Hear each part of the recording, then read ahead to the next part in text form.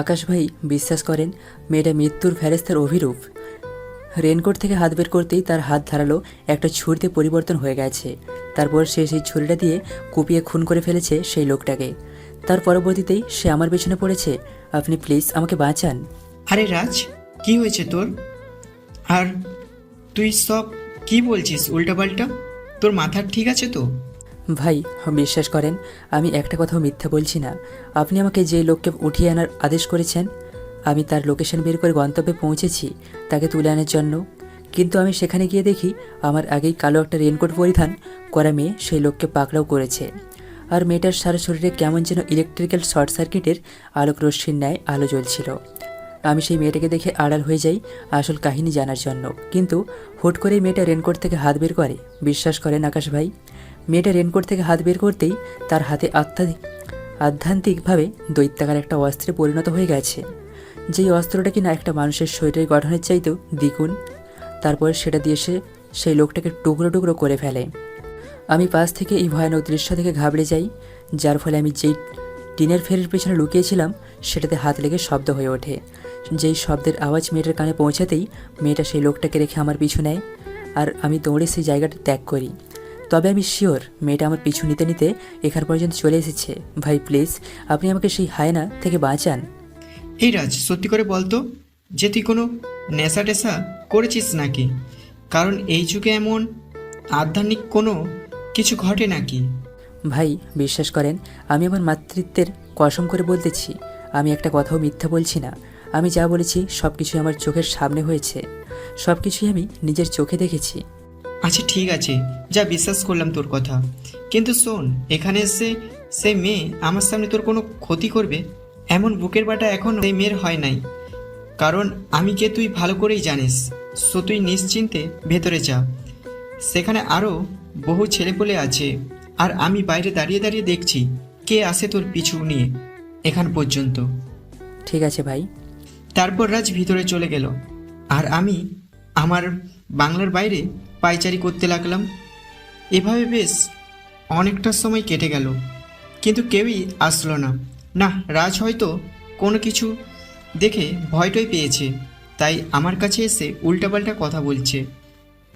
কিন্তু একটা দিক বিবেচনা করলে রাজের বিষয়টাকে হেলনা না ভেবে সিরিয়াস নেওয়া উচিত। কারণ এই রাজ এমন একটা ছেলে যে কিনা কোনো কিছুই পরোয়া করে না, যত বড় বাপের বেটা হবে হোক।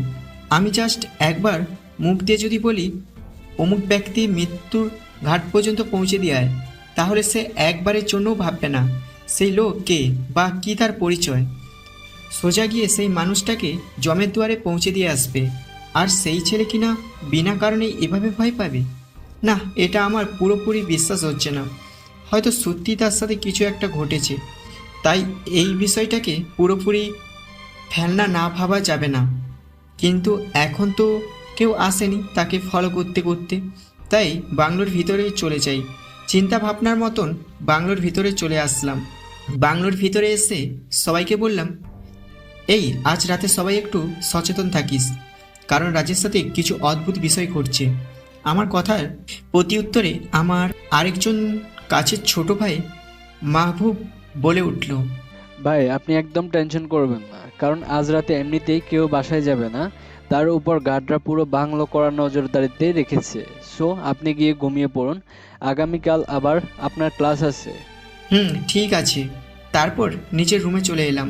নিজের রুমে এসে বিছানায় শুয়ে পড়েছি।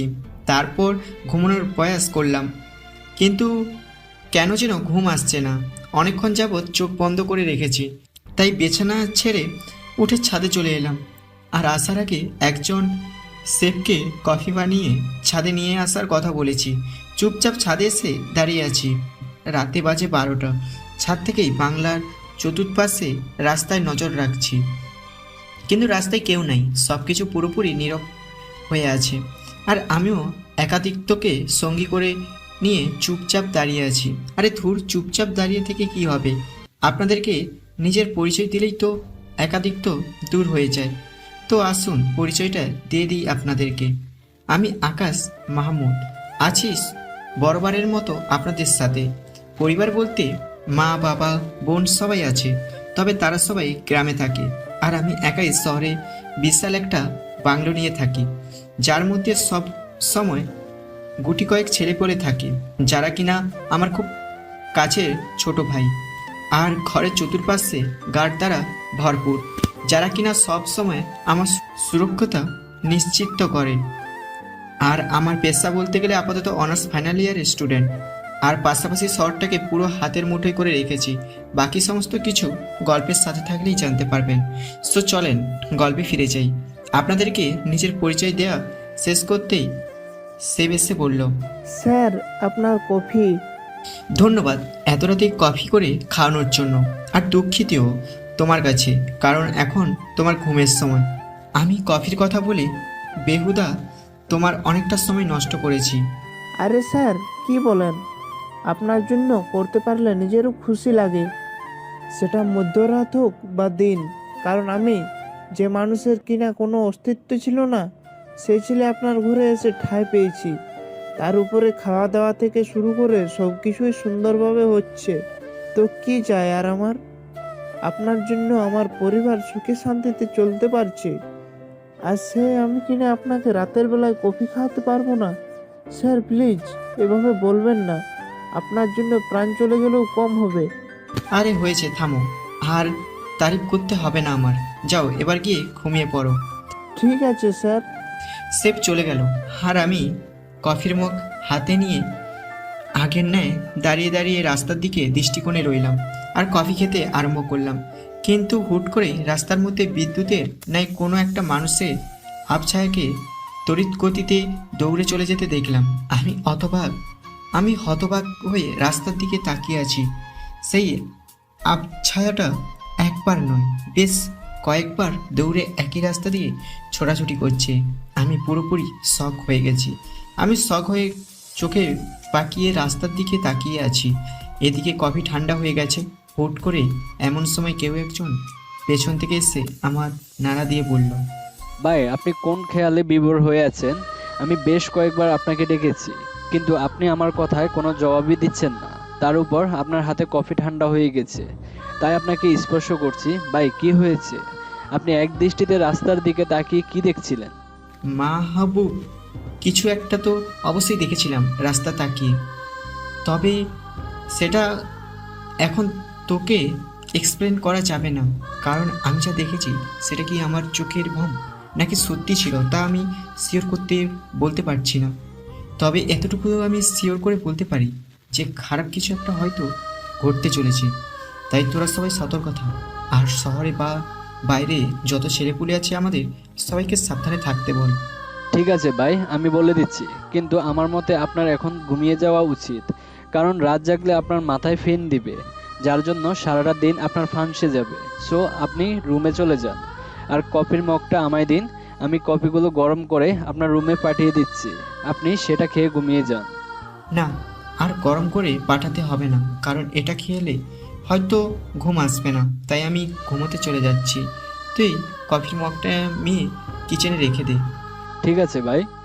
তারপর মাহবুবের হাতে কফির মগটা দিয়ে নিজের রুমে চলে আসলাম। রুমে এসে বিছানা দ্বিতীয়বারের মতো গা এলাতেই ঘুম চলে এসেছে।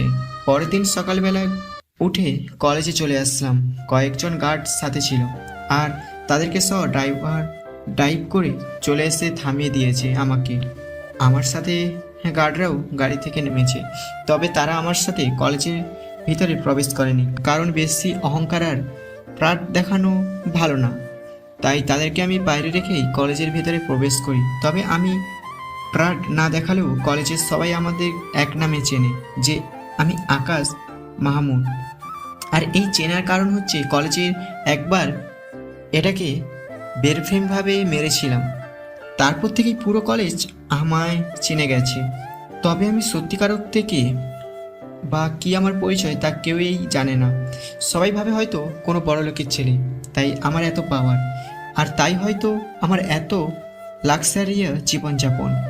তাছাড়া কলেজের বাইরে গেলেই আমার পাশে গার্ড ঘুরঘুর করে, যেটা দেখে আমাকে বড় লোকের দুলালি ছাড়া অন্য কোনোভাবে বিবেচনা করতে পারে না তারা। কিন্তু সত্যিকারের তো আমি কি, সেটা খালি আমি আর আমার ক্লোজ ছোট ভাইগুলো জানে। যা, সে ক্লাসে যাই এবার। চিন্তা ভাবনার মতন ক্লাসে দিকে অগ্রসর হচ্ছিলাম, তখনই চোখে পড়ল নিচে ক্লাসে কয়েকটা ছেলে মিলে নতুন বর্ষে কয়েকটা মেয়েকে র্যাগিং দিচ্ছে।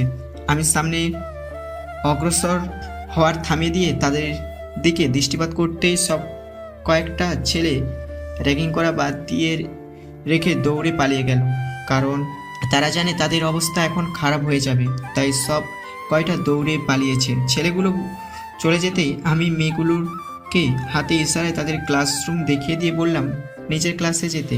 তখনই নতুন বর্ষের একটা মেয়ে আমার দিকে মুচকি হাসি দিয়ে সবার সাথে ক্লাসের দিকে চলে গেল। আমি সেই দিকে বেশি একটা ভ্রক্ষেপ না করে নিজের মতন হেঁটে ক্লাসে চলে এলাম। শান্তশিষ্টভাবে ক্লাস করে বের হয়েছি, তখনই কলেজের মধ্যে হইচই লেগে গেছে যে আমাদের কলেজে একটা ছেলেকে কে যেন কুপিয়ে কয়েক টুকরো করে কলেজের ওয়াশরুমের মধ্যে ফেলে রেখেছে। কলেজের সকল ছাত্রছাত্রী ওয়াশরুমের মধ্যে গিয়ে ভিড় লাগিয়েছে। আমিও তাড়াতাড়ি কলেজের ওয়াশরুমে ছেলেটার লাশ দেখার জন্য চলে গেলাম। ওয়াশরুমের আশেপাশে মানুষের গিজগিজ করছে, তবে আমি সেখানে যেতেই সবাই আমাকে সাইড দিয়ে রাস্তা করে দিল আর আমি ওয়াশরুমে প্রবেশ করলাম। ওয়াশরুমে প্রবেশ করেই দেখি ছেলেটাকে বেরহমভাবে কুপিয়ে কেউ একজন তার শরীরটাকে অনেক কয় ভাগে বিভক্ত করে দিয়েছে। তার পাশাপাশি ছেলেটার চেহারাও থুবড়ে দিয়েছে ভারী কিছু একটা দিয়ে মেরে, যেটা দেখে কিনা পুরোপুরি থ হয়ে গেলাম, কারণ আজ পর্যন্ত এমন ভয়াবহ মৃত্যু কারোর হতে দেখিনি। তার উপরে আমিও এত মানুষ টপকেছি, কিন্তু কোনোদিনও কাউকে এভাবে মারার সাহস করিনি। শখ খেয়ে চুপচাপ দাঁড়িয়ে আছি। তখনই ওয়াশরুমে আয়নার দিকে আমার নজর গেল। ওয়াশরুমে আয়নার দিকে নজর পড়তেই দেখি ভয়ানক একটা ডিমনিক ফিগার আয়নার ভেতর থেকে আমার দিকে দৃষ্টিপাত করে তাকিয়ে আছে, যেটা দেখে কিনা আমার শরীর এবার ঠক করে কাঁপতে আরম্ভ করেছে। এমন অদ্ভুত রকমের দৃশ্য দেখার জন্য আমি মোটেও প্রস্তুত ছিলাম না। আমি আশেপাশের স্টুডেন্টদের দিকে নজর ঘোরাতে লাগলাম, কিন্তু কেউ আমার দিকে খেয়ালই করছে না। সবাই এই টেনশনে মারা যাওয়ার ছেলেটার মৃতদেহের দিকে। তখনই আয়নার দিকে থেকেই ডেমনিক ফিগার আমায় বলে উঠল,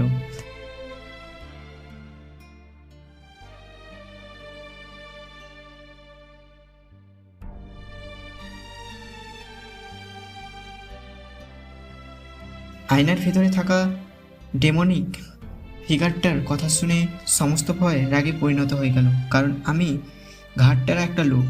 আমার দিকে একবার কেউ আঙুল তুললে বা হুমকি দিলেই আমার মাথা রক্ত টকবক করতে শুরু করে, যার ফলে সামনের লোকটাকে সেটা দেখার পরিস্থিতি থাকে না। আগে ইচ্ছে তরফে গেলিয়ে নেই, পরে গিয়ে হিসাব নিকাশ করি সামনের লোকটাকে কে ছিল। তরফ তো এখন রাগে শরীরে রক্ত খেলতে আরম্ভ করেছে, যার ফলে দেরি না করে ওয়াশরুমে আয়নার মধ্যে সজোরে একটা ঘুষি মেরে দিলাম, আর সাথে সাথে আয়না ফেটে গেল। আয়না ফাটাতেই ড্রমনিক ফিগার গায়ে হয়ে গেছে। অন্যদিকে সবাই এবার আমার দিকে তাকিয়ে আছে, কারণ ইতিমধ্যে অদ্ভুত একটা কাণ্ড ঘটিয়ে ফেলেছি আমি। তাই পরিস্থিতি সামাল দিতে সবাইকে বললাম, কেউ এসব কিছুতে কর্ণপাত না দিয়ে নিজের কাজে চলে যান, কারণ এখানে কিছু সময়ের মাঝে পুলিশ চলে আসবে। আমার কথায় সবাই ওয়াশরুমে আশপাশ ছেড়ে যেন যার মতন চলে গিয়েছে। তবে নতুন বর্ষে সেই মেয়েটা এখনও দাঁড়িয়ে আছে, যে কিনা আমায় দেখে মুচকি হেসেছিল। তাই তাকে জিজ্ঞেস করলাম, এই মেয়ে, তুমি এখনো যাওনি কেন? চলে যাব, কিন্তু আপনাকে একটা কথা বলার জন্য এখনো রয়ে গেছি। কি কথা? আপনার কিন্তু অনেক সাহস, না হলে আয়নাটা এইভাবে ভেঙে ফেলতেন না। এই মেয়ে, আয়না ভাঙতে সাহসের প্রয়োজন হয় নাকি? আর আয়নাটা আমি যে কোনো একটা কারণে ভেঙেছি, এখানে সাহসের কিছু নেই।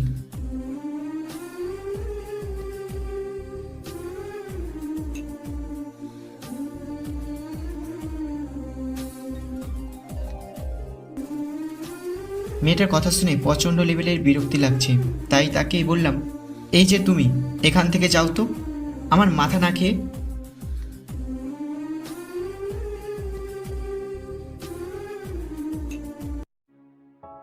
মেয়েটা এটা বলেই আকাশের সামনে থেকে চলে যায়, আর যেতে যেতে সেম আগের ন্যায় একটা মুচকি হাসি দেয়, যে হাসির মাহাত্ম্য আকাশ বুঝতে পারে না, আর সে এই বিষয়টা নিয়ে বেশি একটা ভ্রুক্ষেপও করে না। মেয়েটার চলে যাওয়ার কিছুক্ষণের মধ্যেই কলেজে পুলিশ চলে আসে। আকাশ এখনও ওয়াশরুমের সামনে দাঁড়িয়ে আছে। পুলিশ এসে লাশের কন্ডিশন দেখেই নিজেদের মধ্যে বলাবলি করতে শুরু করে যে এটা হয়তো সেই রহস্যময়ী লেডি কিলারের কাজ, কারণ গতবারের লোকটা নেই নাকি এই রকম ছুরির ক্ষত দেখা যাচ্ছে এই স্টুডেন্টের শরীরে। তাই তাদের মনে হয় সেই লেডি কিলারটাই এই ছেলেটাকে মেরেছে। পুলিশদের সমস্ত কথোপকথন আকাশ পাশ থেকে শুনে ফেলে। তাই সে পুলিশ অফিসারকে জিজ্ঞেস করে, স্যার, এই স্টুডেন্টের খুন হয়েছে কি করে, আর কে করেছে তার খুন? আসলে খুন হয়েছে কি করে বা কে খুনি সেটা চিহ্নিত করে বলা যাচ্ছে না। তাই তুমি এখান থেকে চলে যাও আর কলেজের প্রিন্সিপাল স্যারকে ডেকে পাঠাও, ওনার সাথে আমাদের কিছু পার্সোনাল কথা আছে। প্রিন্সিপাল স্যার একটু বাইরে গেছে, তিনি কিছুক্ষণের মধ্যেই চলে আসবে। কিন্তু স্যার, আপনি আপনার প্রশ্নের উত্তর না দিয়ে কথা লুকাচ্ছেন কেন? এই বেটা, কিসের কথা লুকিয়েছিলে তোর থেকে? স্যার, মার্জিত ভাষায় কথা বলুন। আর আমি আপনাদের কথোপকথন কিন্তু শুনে নিয়েছি। সো আপনি সেই লেডি কিলারের বিষয়ে আমার কাছে খোলাফাস করুন। এই বেটা, তুই আমাকে মার্জিত ভাষা দেখাচ্ছিস? আর তোর কাছে কোন ছাতার মাথার জন্য কৈফিয়ত দিতে হবে? তুই কে রে? তোকে দেখে তো কলেজের স্টুডেন্ট মনে হচ্ছে। তুই জানিস আমার কাছে কৈফিয়ত চাওয়ার জন্য কত নামি দামি লোক আমার পিছনে ঘুরঘুর করে? আর সেখানে তোর মতন চ্যাংরা বয়সী একটা ছেলে এসে কিনা আমার কাছে কৈফিয়ত চাইছে? যা ভাগ এখান থেকে। আর প্রিন্সিপাল স্যারকে জলদি আমার সাথে দেখা করতে বল। স্যার, আবারও বলছি, ভদ্রভাবে কথা বলেন, না হয় কিন্তু কণ্ঠনালী টেনে একদম ছিঁড়ে ফেলবো। পুলিশ অফিসার আরও রেগে যায় আকাশের এমন কথাবার্তা শুনে। তাই সে সোজা আকাশের কাছে এসে আকাশের কলা চেপে ধরে। তারপর আকাশের গালের মধ্যে থাপ্পড় মারার জন্য যখনই হাত উত্তোলন করে, তখনই হুট করে আকাশের বডিগার্ডরা কোথা থেকে এসে যেন পুলিশ অফিসারের হাত ধরে ফেলে। তারপর আকাশের একজন বডিগার্ড সে পুলিশ অফিসারকে বলে, এই সরকারের পালিত কুকুর, তুই কোন সাহসে আকাশ ভাইকে মারার সাহস করেছিস? তুই কি জানিস আকাশ মামুদ কে? পুলিশ অফিসারের ক্ষিপ্ততা যেন আরো অনেক কয়েকগুণ বেড়ে গেছে, কিন্তু সে বডিগার্ডদের জন্য কিছুই করতে পারে না। তবে সে চেঁচিয়ে চেঁচিয়ে বলতে শুরু করে, এই, তোর আকাশ যে হবে হোক, আমার কাছে কারোর এই খাওয়া নেই। কোনো বড় লোকের ছেলেকে আমি গণনায় রাখি না। সে হয়তো কোনো বড় লোকের ছেলে টেলে হবে, কিন্তু তার বড় লোকই আমার হাঁটুর নিচে থাকে। এই অফিসার, মুখ সামলে কথা বল, অনেক বাড়াবাড়ি হয়ে যাচ্ছে কিন্তু। এই বেটা বড় লোকের চামচা, সবে তো মাত্র বাড়াবাড়িই করেছি। সময় মতন তোর আকাশ ভাইকে আর তোদের সব কয়টাকে লকআপে নিয়ে গিয়ে কোষের ডান্ডা দেব। তারপর ভাইগিরি আর তোদের চামচাগিরি একদম চিরতরে বের হয়ে যাবে। আচ্ছা, এত বকবক যে করিস, এটা করবি সেটা করবি, তুই কি আসলেই জানিস তোর দ্বারা এমন কিছু হবে না? কারণ তুই ভাইয়ের আসল পরিচয় জানতে পারলে এখানেই পেন্ট ভরে মূত্র ত্যাগ করবি। এই চামচা, কে রে তোর ভাই? আর কিসের এত বাহাদুরি দেখাচ্ছে সে? আন্ডারওয়ার্ল্ডের মাফিয়া রবার্টের নাম শুনেছিস কখনো? শুনেছি, কিন্তু কি হয়েছে সেটা বল। তোর সামনে সেই আন্ডারওয়ার্ল্ডের মাফিয়া রবার্টই দাঁড়িয়ে আছে। আর তুই এত সময় ধরে যেই বেয়াদবিটা করেছিস, সব কিছু কিন্তু তিনার সাথে করেছিস। ভাই যদি একবার তার আসল ফর্মে আসে, তোর এই বাহাদুরি থাকবে তো তখন? পুলিশ অফিসার আকাশের গার্ডের মুখে রবার্ট নামটা শুনেই হাঁটু ভাঁজ করে আকাশের পা ধরে বসে পড়ে। তারপর কাঁদো কাঁদো কণ্ঠে আকাশকে বলে, ভাই, আপনার পায়ে পড়ি, আপনি আমাকে মাফ করে দেন। বিশ্বাস করেন, আপনি কে সেটা আমি জানতাম না। আমি না জানি আপনার সাথে এমন ধারা বেয়াদবি করেছি। আপনি প্লিজ আমি মাফ করে দেন।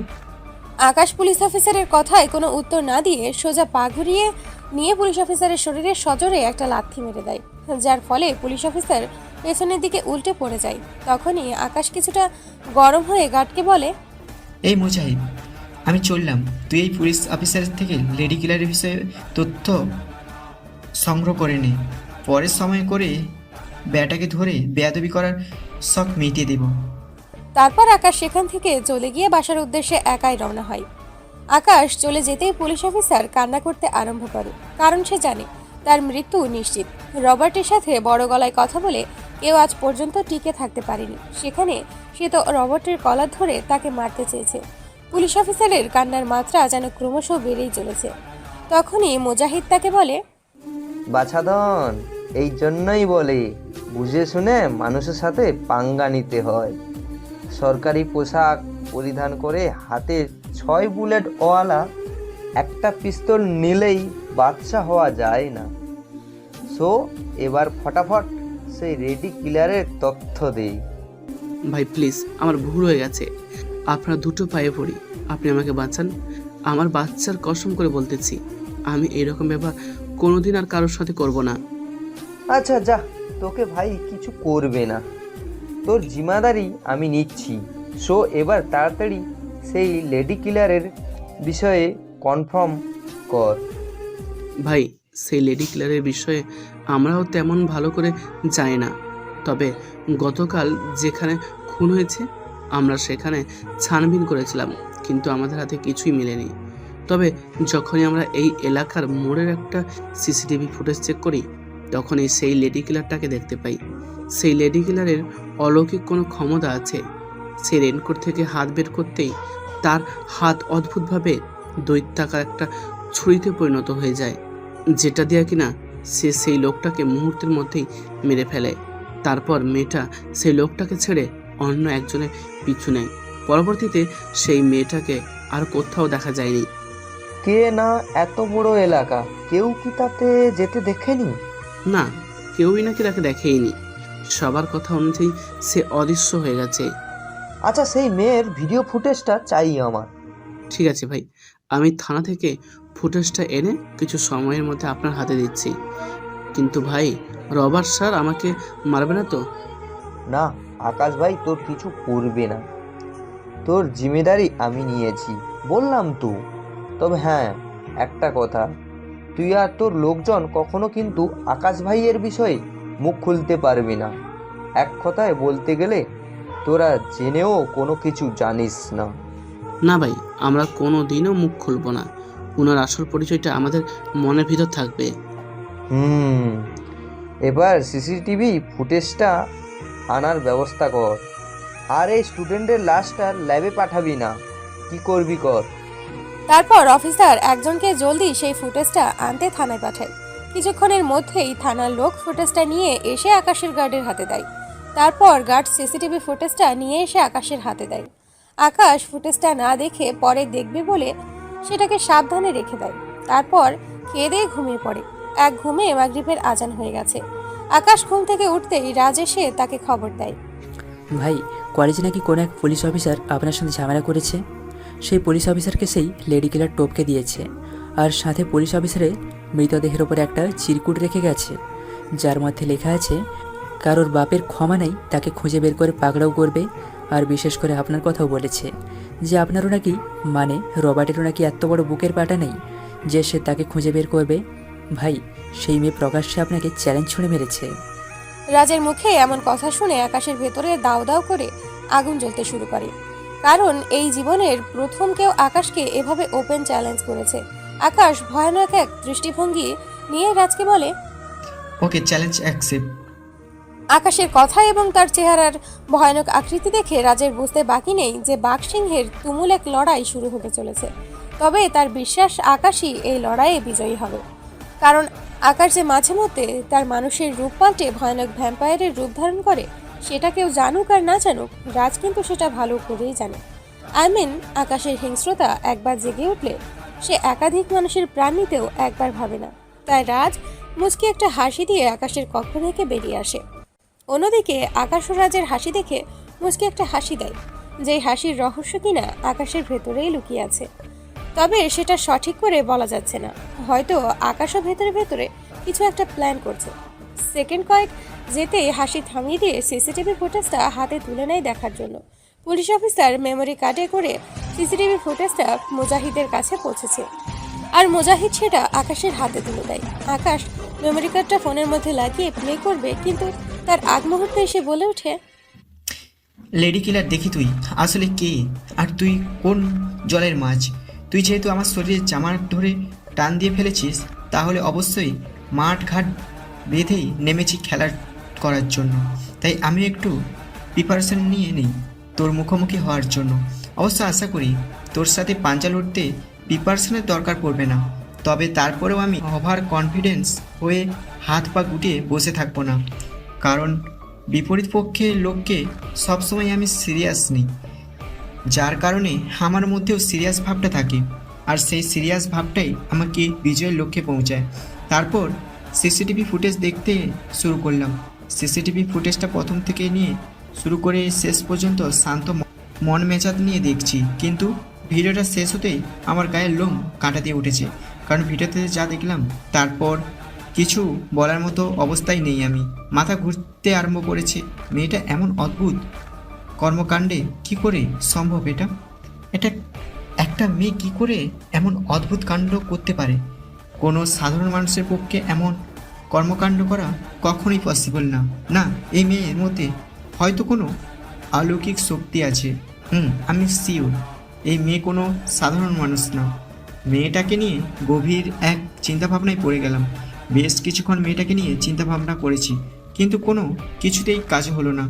মনের ভিতর সেই মেয়ে নিয়ে জন্মানো অজানা প্রশ্নের উত্তরগুলো এখনই প্রশ্নই রয়ে গেছে।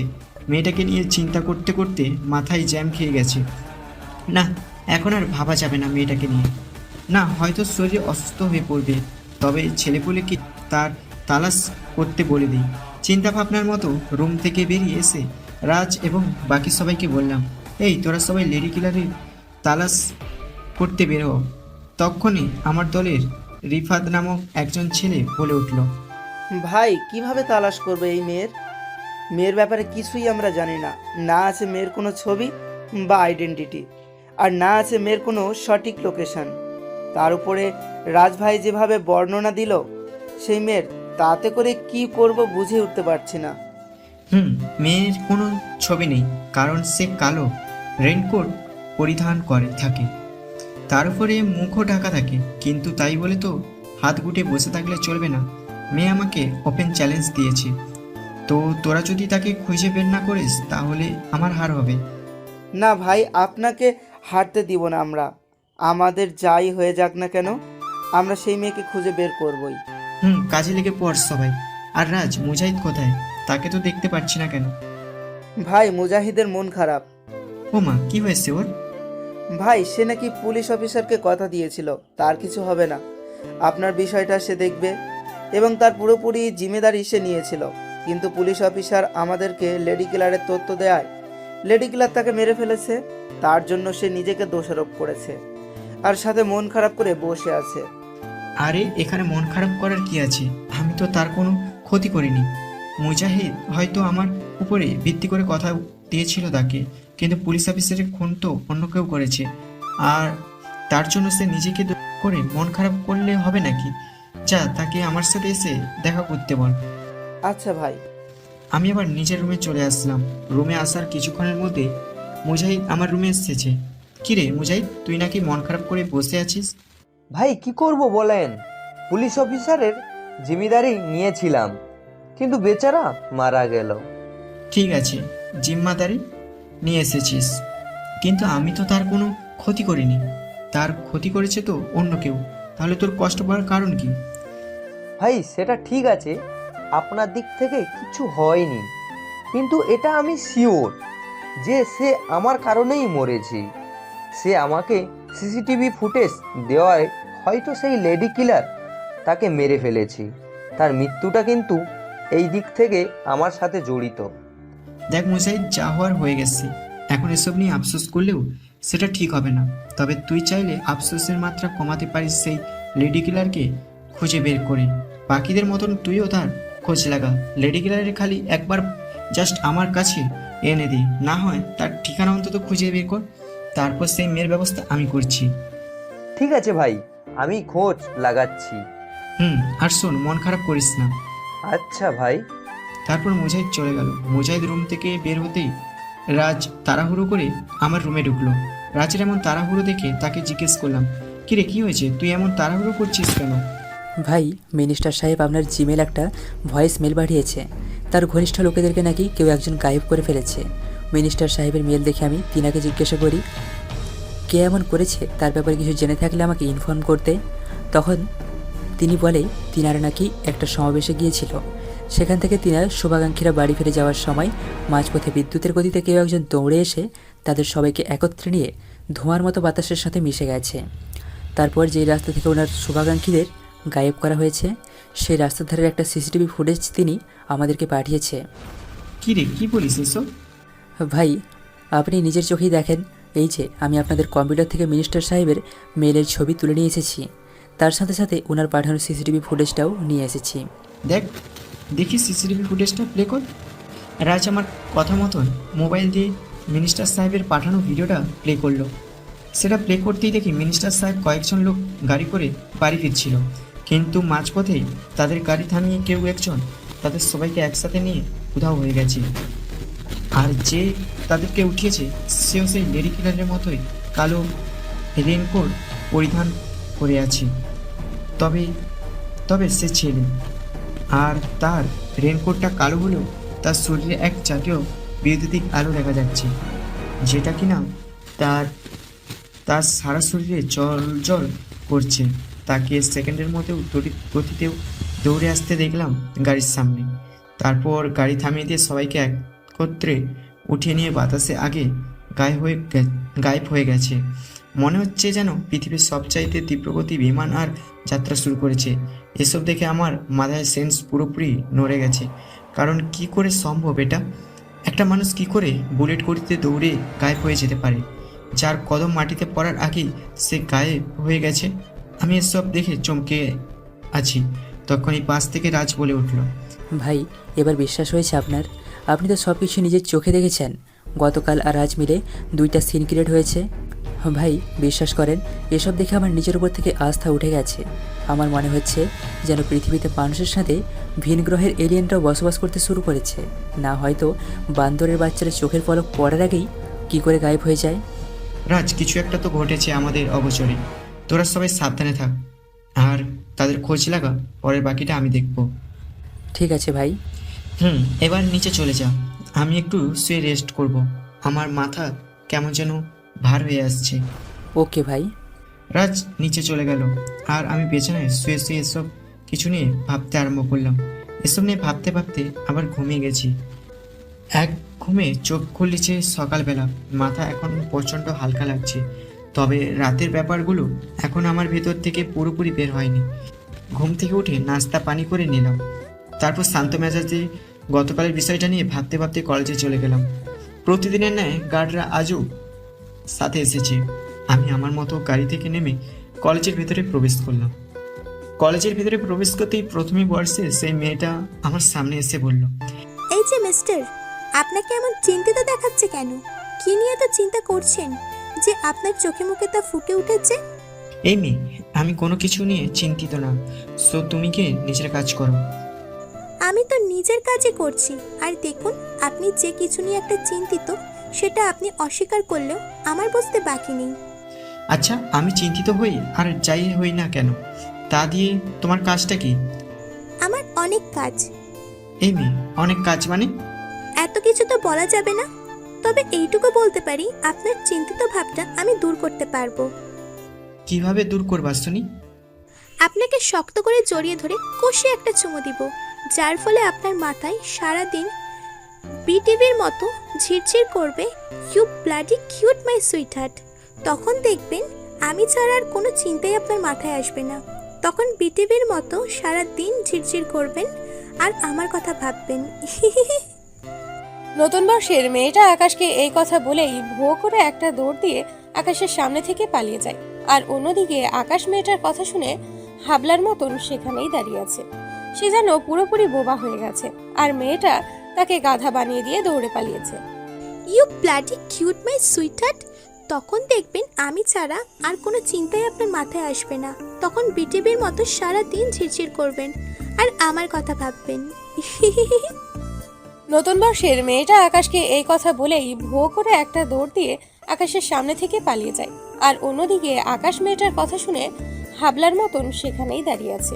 সে যেন পুরোপুরি বোবা হয়ে গেছে, আর মেয়েটা তাকে গাধা বানিয়ে দিয়ে দৌড়ে পালিয়েছে। মেয়েটা চলে যাওয়ার কিছুক্ষণ পর আকাশ নিজেকে সামলে নিয়ে বলে, কিরে ভাই, কি হলো এটা? মেয়েটা হঠাৎ আমার সামনে এমন আচরণ করলো কেন? ওর মাথায় কি সিটটিট আছে নাকি? কোনো আল্লাহই জানে। না, ওকে কলেজে শেষ করে জিজ্ঞেস করব কাহিনীটা কি, তারপর উল্টাপাল্টা কিছু হলে থাপ্পড়ে কান পট্টি গরম করে দিব একদম। বেকুব মেয়ে কোথাকার, ওর কত বড় সাহস যে সে আমাকে গাধা বানিয়ে দিয়ে চলে গেল। দাঁড়া, কলেজ টাইমটা শেষ হোক খালি, তারপর তোকে দেখছি। তারপর সেখানে তার দাঁড়িয়ে না থেকে ক্লাসরুমে চলে গেলাম, কিন্তু মাথার মধ্যে এখনও সেই মেয়ের সিনটা ঘুরপাক খাচ্ছে।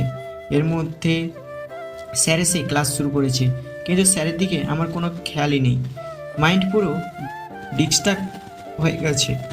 আমি যে ক্লাসে বসে বেখেলামিপনা করছি সেটা স্যার খেয়াল করেছে, তাই তিনি আমার নাম ধরে একটু জোর গলায় বলে উঠল, এই আকাশ, তোর মন কোথায়? আমি ক্লাসে লেকচার দিচ্ছি আর তুমি কিনা ক্লাসে বসে বেখেয়ালিপনা করছো? স্যারের মুখে হঠাৎ করে এমন ধরনের কথাবার্তা শুনে মাথায় রক চড়ে গেছে। এমনিতেই হাজারটা প্রশ্ন নিয়ে মাথা জ্যাম হয়ে আছে, তার উপরে স্যার নিজের গাড়ি ঢুকিয়ে দিয়ে আরও ভয়ানকভাবে জ্যাম খাইয়ে দিয়েছে মাথার মধ্যে। তাই বসা থেকে উঠে দাঁড়িয়ে গেলাম। তারপর টেবিলের মধ্যে ড্রাম ধরতে হাত রেখে স্যারকে বললাম, স্যার সমস্যা কি আপনার? আকাশের ভয়ানক রূপ দেখে স্যারের কলিজা থেকে যেন সমস্ত পানি শুকিয়ে গেছে। তাই তিনি গলার স্বর একদম নরম করে আকাশকে বলে, না না, কোনো সমস্যা না। আসলে আকাশ ভুল হয়ে গেছে আমার। আমি আসলে হুট করে কি বলতে কি বলে ফেলেছি তা নিজেও বুঝে উঠতে পারছি না। প্লিজ আমায় মাফ করে দাও। স্যার আকাশের কাছে মাপ চেয়ে তড়িঘড়ি করে ক্লাস থেকে বেরিয়ে যায়, কারণ আকাশের আচরণে চরম ভয় পেয়েছেন তিনি। অন্যদিকে স্যার যেতেই আকাশ চুপচাপ আবার বসে পড়ে। সে নিজের সিটে বসে নিজেকে শান্ত করার চেষ্টা করে, কিন্তু তার মাথা পর্যায়ক্রমে আরও বিগড়ে যায়। তাই সে স্যারের মতন করে কাউকে কিছু না বলে ব্যাগ কাঁধে উঠিয়ে নিয়ে ক্লাস থেকে বেরিয়ে পড়ে। তারপর ক্লাস থেকে বেরিয়ে কলেজের ফাঁকা একটা জায়গায় দেয়াল টাইপ কিছু একটার উপরে আধ বসা অবস্থায় বসে আপন মনে কিছু একটা ভাবতে থাকে। তখনই আকাশের সামনে দিয়ে কলেজের একটা ছেলে হেঁটে যায়। আকাশ তাকে দেখে ডাক দিয়ে জিজ্ঞাসা করে, এই তোর নাম কি রে, আর কোন বর্ষে পড়িস তুই? ভাই আমার নাম তুহিন, আমি 2য় বর্ষের স্টুডেন্ট। আচ্ছা শোন, নতুন বর্ষের ক্লাসে গিয়ে দেখবি একটা মেয়ে হালকা গোলাপি রঙের জামা পরিধান করে এসেছে। ম্যাম বা স্যার যে থাকুক না কেন, তেনাকে বলবি আমি বলেছি ওই মেয়েটাকে কিছুক্ষণের জন্য ছড়িয়ে দিন, আমার থেকে প্রয়োজন। ঠিক আছে ভাইয়া। তারপর ছেলেটা আকাশের কথা মতন অনার্স প্রথম বর্ষে গিয়ে দেখে একজন ম্যাম ক্লাস নিচ্ছে। তাই সে ম্যামকে সালাম দিয়ে বলে, ম্যাম ওই যে আপুটাকে কিছু সময়ের জন্য ছুটি দিন, তিনাকে একটু প্রয়োজন আছে। না, এখন কোনো ছুটি টুটি হবে না। আর তুহিন, তুমি কোন সাহসে ক্লাস চলাকালীন সময় এসে ওর জন্য ছুটি চাইছো? তোমার সাহস তো কম না দেখি। ম্যাম আপুকে দিয়ে আমার কোনো প্রয়োজন নেই, আমাকে আকাশ ভাই পাঠিয়েছে, প্রয়োজন হলো আকাশ ভাইয়ের।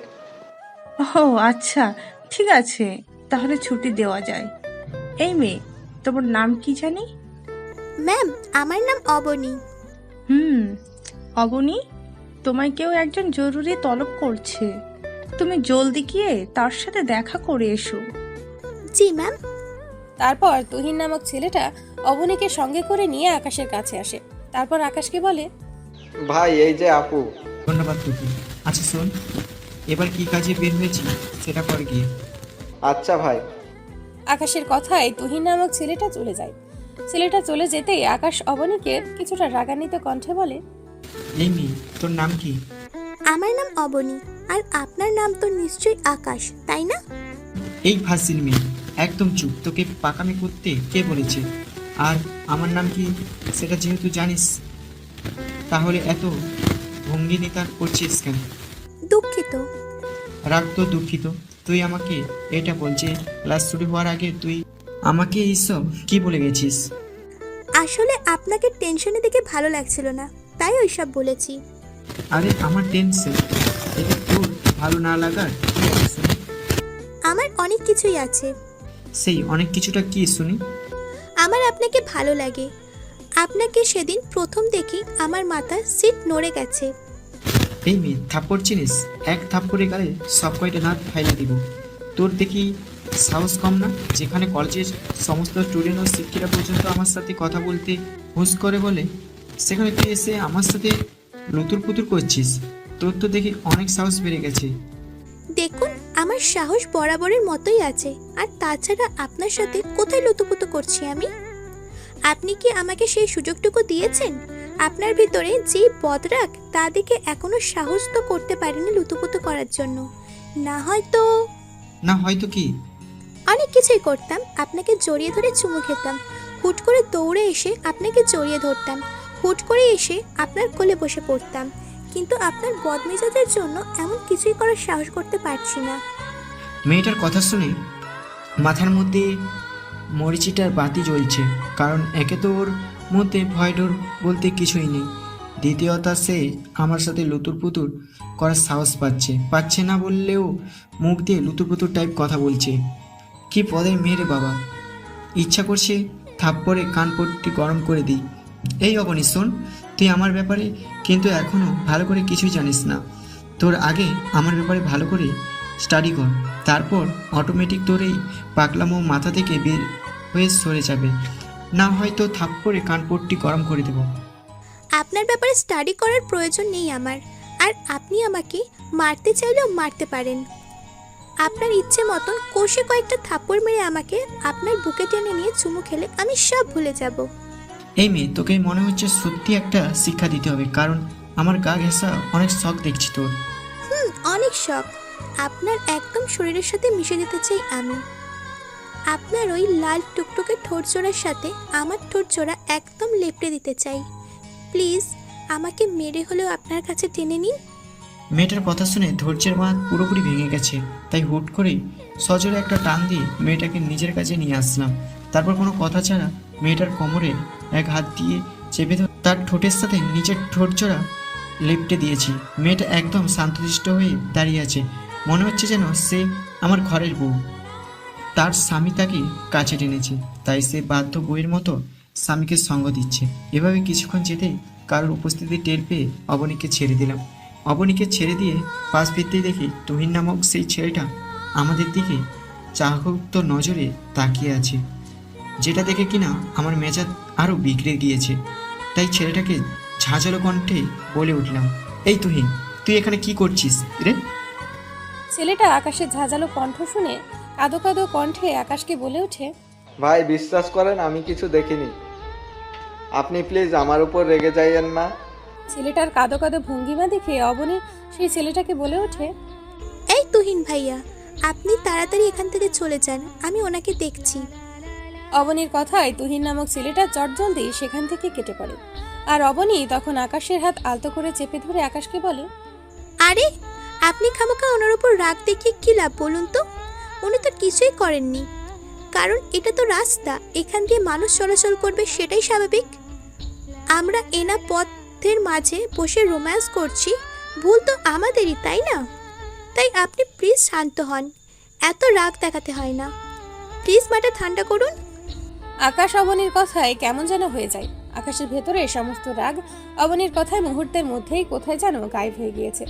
তাই আকাশ এবার শান্ত মেজাজে অবনীকে কাছে টেনে নিয়ে তার কোমর জড়িয়ে ধরে, পরে তাকে জড়িয়ে ধরে নিজের কোলের মধ্যে বসায়। অবনীও আকাশকে ভালো মন্দ কিছুই বলে না, সে চুপচাপ আকাশের আচরণে সাড়া দিচ্ছে। অন্যদিকে আকাশ অবনীকে কাছে টানতেই তার মধ্যে এক ধরনের নেশার ঘোর লাগে। তাই সে অবনীর ঘাড়ে আলতো করে একটা চুমু দিয়ে অবনীর চুলের ঘ্রাণ নিতে আরম্ভ করে। আকাশের এমন আচরণে অবনী এবার তাকে বাধা দিয়ে বলে, এই যে মহাশয়, শুরুতে তো রাগ দেখিয়েছেন, কিন্তু এখন এত রোমান্টিক হয়ে গেছেন, কারণটা কি? অবনীর মুখে এমন কথা শুনে আকাশের চেহারার রং পুরোপুরি কুঁচকে যায়, যেটা পাশ থেকে অবনী খেয়াল করে। তাই সে আকাশকে স্বাভাবিক করার জন্য বলে, আচ্ছা, আপনার যা ইচ্ছে করুন, কিন্তু এখানে না প্লিজ। কারণ একটু আগে একজন বেফাসভাবে সামনে চলে এসেছে, আর তার মতো হুট করে কখন কে চলে আসবে তার কোনো ঠিক নেই। তাই আমি বলছি যে এখন আমরা নিজেদের সংযত রাখি, না হয়তো মানুষের সম্মুখে লজ্জার পাশাপাশি আপনারও রাগ উঠে যাবে, পরে আপনাকে সামাল দিতে আমার দম বের হবে। তোর এখন কি করা উচিত? রোম্যান্স বাদ দিয়ে রেখে আপনার যা খুশি তাই করেন। না, আর কিছু করার ইচ্ছা নাই, তুমি ক্লাসে চলে যাও। ও মা গো, এটা কি আপনার কথা বলছেন? এই কি হয়েছে? আর আমি কথা বলছি মানে কি ধরনের প্রশ্ন এটা? আপনি দেখি তুই থেকে তুমিতে নেমে এসেছেন, যা দেখে বেশ অবাক লাগছে আমার। অবাক লাগার কিছু নেই, ক্লাসে চলে যাও তুমি। আচ্ছা ঠিক আছে, চলে যাচ্ছি। আকাশের কথায় অবনী ক্লাসে যাওয়ার জন্য হাঁটা ধরে। তখনই আকাশ পেছন থেকে আবার অবনীকে ডাক দেয়। অবনী আকাশের ডাকে পিছু করে হেঁটে আকাশের কাছে সে তাকে জিজ্ঞাসা করে, কি হয়েছে, আবার ডাকলেন কেন? কোনো ছেলের সাথে মিশবে না কেমন? ছেলেদের থেকে একদম দূরে দূরে থাকবে। আকাশের এমন কথা শুনে অবনী মুচকি একটা হাসি দিয়ে আকাশের কপালে একাধিক চুমু এঁকে দেয়। তারপর আকাশকে বলে, জনাব, আপনার কথা একটু নড়চড় হবে না, আপনি একদম নিশ্চিন্তে থাকুন। এবার চললাম। আর হ্যাঁ, যাওয়ার আগে একটা কথা বলে চাই, আপনি নিজের রাগটা একটু কন্ট্রোল করার চেষ্টা করুন। এই রাগ কন্ট্রোলের করার ক্ষমতা আমার নেই, তবে তুমি চেষ্টা করলে হয়তো কমে যাবে। ঠিক আছে জনাব, আমি আপনাকে শান্ত মেজাজের মানুষ বানিয়ে দিব। এবার চললাম। তারপর অবনী ক্লাসে চলে যায় আর আকাশ সেই জায়গায় বসে বসে অবনীকে নিয়ে ভাবতে শুরু করে। এমন সময় মুজাহিদ নামক আকাশের বডিগার্ডরা কলেজের ভেতরে প্রবেশ করে আকাশের কাছে আসে। তারপর আকাশের কাছে এসে আকাশের কানে কানে কিছু একটা বলে, যেটা শুনে আকাশ পুরোপুরি শকড হয়ে যায় এবং সাথে তার সারা শরীরে কাঁপুনি দিয়ে ওঠে। কারণ মুজাহিদ তাকে যা শুনিয়েছে, এখন সেটা শুনবার জন্য আকাশ কখনোই প্রস্তুত ছিল না। মুজাহিদ আকাশকে বলে মিনিস্টার সাহেবকে নাকি তার শুভাকাঙ্ক্ষীদের মতন করে গায়েব করে ফেলেছে কে যেন। তার উপরে রাজ নাকি সকালবেলায় আকাশ কলেজে আসার পর কয়েকজনকে সাথে নিয়ে লেডি কিলারের তলাশ করতে বেরিয়েছে। তারপর থেকে নাকি তাদের সবার ফোন বন্ধ।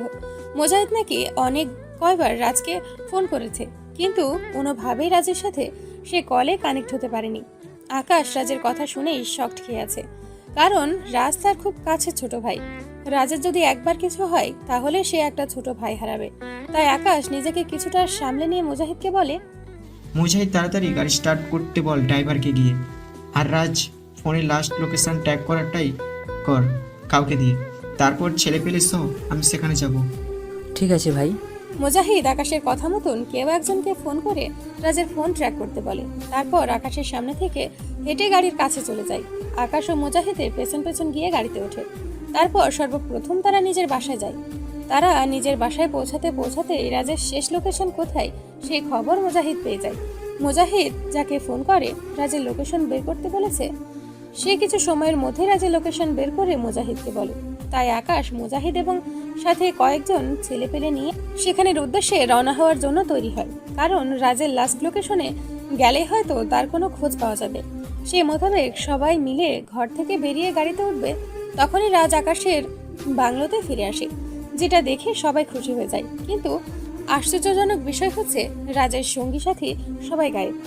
আকাশ রাজকে দেখে জিজ্ঞাসা করে, এই তুই এত সময় কোথায় ছিলি রে? আর তোর সাথে এই লোকজন কোথায়? ভাই, আমি কিছু জানি না তারা কোথায়, কারণ আমি লেডি কিলারের বিষয়ে সামান্য কিছুটা সন্ধান পেয়েছি। তাই আপনি কলেজ যেতেই আমি কয়েকজনকে নিয়ে সেখানে যাই। কিন্তু আমি সেখানে যেতেই আমাদের সাথে অদ্ভুত একটা কাণ্ড ঘটে। হুট করেই আমাদের গাড়ির সামনে কোথা থেকে যেন একটা কুকুর চলে আসে, যাকে কিনা আমরা গাড়ির নিচে পিষে ফেলেছি। তাই আমরা গাড়ি সাইড করে কুকুরটাকে দেখার জন্য গাড়িতে নিচে নামবো। এমন সময় কেউ একজন আমাদের গাড়ির জানলা দিয়ে এক জাতীয় গ্যাস ছুঁড়ে মেরেছে, যার ফলে সাথে সাথে সবাই বেহুশ হয়ে যায়। পরবর্তীতে যখন আমার জ্ঞান ফিরে আসে, তখন আমি নিজেকে আবিষ্কার করি গাড়ির সিটের মধ্যে আত্মরার মতো পড়ে আছি, আর আমার সঙ্গী সাথী কেউ নাই। সবাই আমাকে ফেলে রেখে কোথাও যেন গায়েব হয়ে গেছে। কি? হ্যাঁ ভাই, সত্যি বলছি, আমাদের সাথে এমনটাই ঘটেছে। ইন্নালিল্লাহ, আমাদের উপরে কোনো বিপদ আসতে চলেছে, আল্লাহ জানে। এই তোরা সবাই সাবধানে থাক, আর যেখানে যাবি না কেন মনিটর রুমে লোকেশন দিয়ে তারপর যাবি। আর রাজ, তুই লেডি কিলারের বিষয়ে কি তথ্য পেয়েছিস? ভাই, ফরেস্ট কলোনিতে নাকি লেডি কিলারকে দেখা গেছে বেশ কয়েকবার। সেখানকার একজন লোক আমায় ফোন করে তার বিষয়ে কিছু তথ্য দিবে বলেছে, কিন্তু আমি সেই লোকের কাছে যাওয়ার আগেই আমাদের সাথে এমন কাণ্ড ঘটে গেছে। কে সেই লোক? তুই কি চিনিস তাকে? আমি চিনি না, তবে আমাদের শহরের এক ছেলে আছে যে কিনা আমাদের টিমের হয়ে কাজ করে। তার কেমন যেন পরিচিত লাগে সেই লোক। পরে সেই ছেলের থেকে নাম্বার নিয়ে ওই লোকের সাথে যোগাযোগ করেছি আমি। আচ্ছা ঠিক আছে, তুই ঘরে ভেতরে গিয়ে রেস্ট কর, বাকিটা আমরা দেখছি। আচ্ছা ভাই। রাজ আকাশের কথা মতন রেস্ট করতে চলে যায়। রাজ চলে যেতেই আকাশ মুজাহিদকে বলে, মুজাহিদ, আমাদের দলের কোনো ছেলের পরিচিত লাগে? তাকে ফোন করে আন্ডারগ্রাউন্ডে আসতে বল, বাংলোতে আনা যাবে না। আর তাছাড়া তোরা কয়েকজন বাদে তো আমায় এখনো পর্যন্ত ভালো করে কেউ দেখেনি, তাই তাদের সামনে যাওয়াটাও যাবে না। আর আমার এই লোকেশন তো ভুলেও দেওয়া যাবে না। ভাই ঠিক বলেছেন, আপনি কারোর সামনে না যাওয়াই ভালো। যা সেই ছেলেকে নিয়ে আয় আন্ডারগ্রাউন্ডে, তারপর আমিও আসছি সেখানে। আচ্ছা ভাই। তারপর মুজাহিদ সেই ছেলের বিষয়ে খোঁজ নিয়ে তাকে আন্ডারগ্রাউন্ডে নিয়ে আসে। আর আকাশ রাজকে ঘরে রেখে সেও আন্ডারগ্রাউন্ডে চলে যায়। আকাশ আন্ডারগ্রাউন্ডে পৌঁছেই আগে মুখে মাস্ক পরে নিয়েছে, কারণ যার তার সামনে গেলে সমস্যা আছে। আকাশ আন্ডারগ্রাউন্ডে গিয়ে সেই ছেলেকে জিজ্ঞাসা করে, এই তুই রাজকে যার সাথে দেখা করতে বলেছিস সেই লোককে? আর রাজ সেখানে যেতেই তাদের উপরে হামলা হলো কেন? ভাই বিশ্বাস করেন, আমি এইসবের বিষয়ে কিছুই জানি না। আর যে লোকের সন্ধান আমি রাজ ভাইয়াকে দিয়েছি সে হচ্ছে আমার এলাকার লোক। আগে সে এই শহরে ছিল, কিন্তু বর্তমানে সে ফরেস্ট কলোনিতে থাকে। রাজ ভাই যখন আমাকে লেডি কিলারের বিষয়ে বলে, আমি আমার সমস্ত পরিচালিত লোকদের সেই লেডি কিলারের কথা বলি। আর এটাও বলি যে কোনো মেয়ের উপর সন্দেহ হলে বা কোনো মেয়ের মধ্যে অদ্ভুত কোনো আচরণ দেখলে আমাকে ফোন করে জানাতে।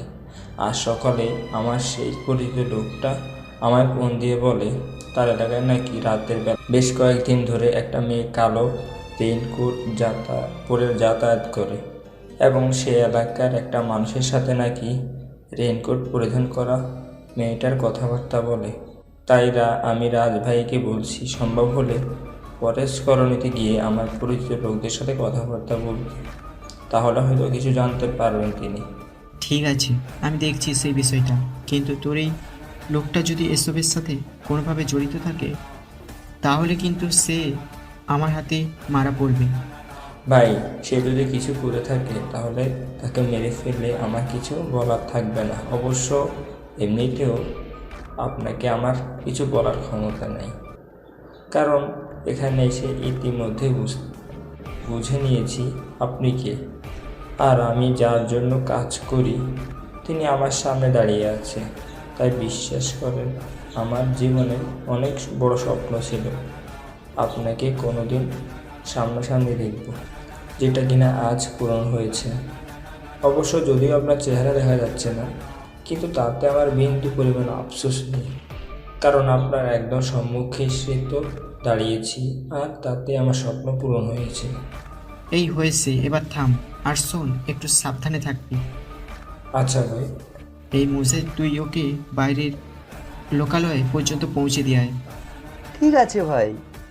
মুজাহিদ আকাশের কথা মতন সেই ছেলেটার চোখের কালো কাপড় বেঁধে দিয়ে তাকে লোকালয়ে এনে নামিয়ে দেয়, কারণ আন্ডারগ্রাউন্ড সম্পর্কে কেউ জানে না। আর ছেলেটার চোখে মুজাহিদ এই জন্যই কালো কাপড় বেঁধেছে যাতে করে সে এই জায়গায় আসার রাস্তা সম্পর্কে জানতে না পারে। আকাশের এই আন্ডারগ্রাউন্ডটা একদম মাটির নিচে, পরিচিত কয়েকজন ছাড়া এই আন্ডারগ্রাউন্ড সম্পর্কে কাক পক্ষীও জানে না। মুজাহিদ সেই ছেলেটাকে লোকালয়ে পৌঁছে দিয়ে আবার আন্ডারগ্রাউন্ডে ফিরে আসে। আকাশ তার সঙ্গী সাথী মিলে আন্ডারগ্রাউন্ডে বসে বসে সেই লেডি কিলারের ব্যাপারে কথোপকথন করছে। এর মাঝেই দুপুর হয়ে গিয়েছে, মানে আকাশ এই সময় কলেজে থাকলে কলেজ ছুটি হতো, কিন্তু সে কলেজ করা বাদ দিয়ে রেখে আন্ডারগ্রাউন্ডে বসে নিজের লোকদের সাথে কথাবার্তা বলছে। অপরদিকে কলেজ ছুটি হতেই অবনী ক্লাস থেকে বেরিয়ে আকাশের তলাশ করতে থাকে। অবনী আকাশের তলাশ করতে করতে সেই জায়গায় এসে দাঁড়ায় যেখানে কিনা কয়েক ঘন্টা আগে আকাশ আর অবনী মিলে রোম্যান্স করেছিল। তখনই দ্বিতীয় বর্ষের একটা ছেলে অবনীর কাছে এসে তাকে বলে, এই যে, আপনার নাম কি? কেন ভাইয়া, আমার নাম দিয়ে আপনার কি কাজ? কাজ বলতে আপনি না হেব্বি কিউট। আপনাকে প্রথম দেখাতেই আমার ভালো লেগে গেছে, তাই আপনার সাথে পরিচিত হতে চাই। ভাইয়া, আপনি আমাকে প্রথম দেখাতে ভালো লাগলেও আপনাকে কিন্তু আমার একদমই ভালো লাগেনি। আর তাছাড়া আপনার সাথে পরিচিত হওয়ারও কোনো ইচ্ছে আমার নেই। কিন্তু কেন? আমার মাঝে কিসের কমতি আছে? ছেলেটা অবনীর কাছে নিজের কমতি সম্পর্কে প্রশ্ন করতে সেখানে তুহিন নামক ছেলেটা এসে হাজির হয়। তারপর সে হাজির হয়ে অবনীকে বলে, ভাবি, অসংখ্য অসংখ্য ধন্যবাদ আপনাকে, যে আপনি আমাকে সকালবেলায় অনেক বড় বিপদের হাত থেকে বাঁচিয়েছেন। না হয়তো এত সময় আমি সক্ষম অবস্থায় চলাফেরা করতে পারতাম না। তুহিনের মুখে এমন কথাবার্তা শুনে অবনীকে পছন্দ করা সেই ছেলেটা তুহিনকে বলে ওঠে, এই তুই ওনাকে ভাবি ডাকছিস কেন? তুই কি ওনাকে চিনিস? তুই ওনাকে চিনিস নাকি? আর কোন বিপদের কথা বলছিস তুই? ভাবি ডাকছি কারণ আছে। তিনাকে আমি না, শুধু সময় হলে পুরো কলেজ তিনার ব্যাপারে জেনে যাবে। মানে কি তুহিন? মানে হলো উনি আমাদের কলেজের যে বাঘ আছে আকাশ ভাই, উনি হচ্ছেন সেই বাঘের ভালোবাসার মানুষ। আর কিছু জানার আছে তোর? না না, আমার আর কিছু জানার নাই। ভাবি, ক্ষমা প্রার্থী আপনার কাছে। আপনি প্লিজ আমাকে মাফ করে দেন। আমি আপনার সম্পর্কে সত্যিই জানতাম না। আপনি প্লিজ আমার কথাগুলো ভাইয়ের মতো কানে দিয়েন না, না হয়তো আমার অবস্থা খারাপ করে দেবে উনি। আচ্ছা ঠিক আছে, বলবো না, কারণ মানুষ মাত্রই ভুল। ধন্যবাদ ভাবি। তারপর ছেলেটা সেখান থেকে কেটে পড়ে, কারণ সে এত সময় না জেনে বাঘের গুহায় ঢুকবার জন্য যাত্রাপথ শুরু করেছিল। কিন্তু শিয়াল মামার সময় থাকতে এসে তাকে প্রাণপণে বাঁচিয়ে দিয়েছে। ছেলেটা চলে যেতেই অবনী তুহিনকে বলে, ভাইয়া ধন্যবাদ দেওয়ার কিছু নেই, কারণ মানুষটা অনেক গরম মেজাজের। তাই আমার দায়িত্ব কর্তব্যের মধ্যে পড়ে ওনাকে শান্তশিষ্ট রাখা। আমি বলতে গেলে এক প্রকার 3টের রাগ দমিয়েছি, কিন্তু এতে করে আপনার উপকার হয়ে গেছে। তাই এই কাকতালীয়কে ধন্যবাদ দেওয়ার প্রয়োজন নেই। তাও ভাবি, ধন্যবাদ দিয়ে কৃতজ্ঞতা স্বীকার করাটা আমার কর্তব্য। কারণ যেভাবেই হোক না কেন, আপনার জন্য ভাইয়ের হাত থেকে বেঁচে গেছি আমি। আরে ভাইয়া ছাড়ুন তো এইসব। আচ্ছা, আপনি কি আমার ওনাকে কোথাও দেখেছেন? ওনাকে না আমি অনেকক্ষণ ধরে খুঁজছি, কিন্তু কোথাও পাচ্ছি না। না ভাবি, দেখিনি। আর উনি হয়তো চলে গেছেন, কারণ মাঝে মধ্যেই উনি বাসায় চলে যান। ও আচ্ছা, বদরাগীটা হয়তো আমায় ফেলে রেখে বাসায় চলে গেছে, তাই তো তিনাকে খুঁজে পাচ্ছি না। এটাই হবে ভাবি। আচ্ছা, তাহলে আমিও বাসায় চলে গেলাম। আচ্ছা। অবনী তুহিনের সাথে কথা বলে বাসার দিকে রওনা হয়। অন্যদিকে আকাশ এখনো আন্ডারগ্রাউন্ডে বসে বসে তার কাছে ছোট ভাই ব্রাদারদের সাথে কথা বলছে। তখনই আকাশের বাংলো থেকে একজন গার্ড আকাশকে ফোন দিয়ে বলে, আকাশ ভাই, রাজ ভাইয়ের শরীর কেমন যেন ইলেকট্রিকের বৈদ্যুতিক আলোনে কিছু একটা জ্বলজ্বল করছে, যা দেখে আমাদের কেন জানি মনে হচ্ছে উনি আমাদের রাজ ভাই না। মনে হচ্ছে যেন রাজ ভাইয়ের সদস্য কেউ একজন আমাদের বাংলাতে প্রবেশ করেছে। গার্ডের মুখে এমন কথা শুনে আকাশের মাথায় বিজলি বর্ষণ হয়েছে মতন অবস্থা হয়েছে তার। রাজ যখন দীর্ঘক্ষণ যাবৎ যোগাযোগ বিচ্ছিন্ন রেখে তাদের কাছে ফিরে এসে সবাইকে বলে যে এমন এমন এমন হয়েছে, যার ফলে সে একাই গাড়িতে বেহুশ হয়ে পড়েছিল আর তার সঙ্গী সাথী সবাই কোথায় যেন গায়েব হয়ে গেছে, তখনই আকাশের কেমন যেন সন্দেহ হয়েছিল রাজের উপরে। তাই আকাশ তখন রাজকে ঘরের ভেতরে পাঠিয়ে দেয় রেস্ট করার জন্য, আর মুজাহিদকে আন্ডারগ্রাউন্ডের কথা বলে। তার সেই সন্দেহ কিনা এখন বাস্তবে রূপ নিয়েছে, তাই সে মুজাহিদকে জোরে আওয়াজ দিয়ে বলে, এই মুজাহিদ, আন্ডারগ্রাউন্ডের হস্তাগার থেকে 2টা বড় বড় মেশিন বের কর। আজ মুখোশধারীর মুখোশ উপড়ে ফেলবো। আজ আমিও দেখতে চাই যে ইকবলের শয়তানের কাছে এসে কে শয়তানি করবার মতো দুঃসাহস করছে। আর তোরা যারা বাংলোর মধ্যে আছিস, সবাই মিলে ছদ্মবেশী রাজকে রুমের মধ্যে আটকে রাখ। ভাই, সেই কাজ আমরা আগেই করে নিয়েছি, কারণ একজন গার্ড কি প্রয়োজনে যেন রাজ ভাইয়ের রুমে যায়।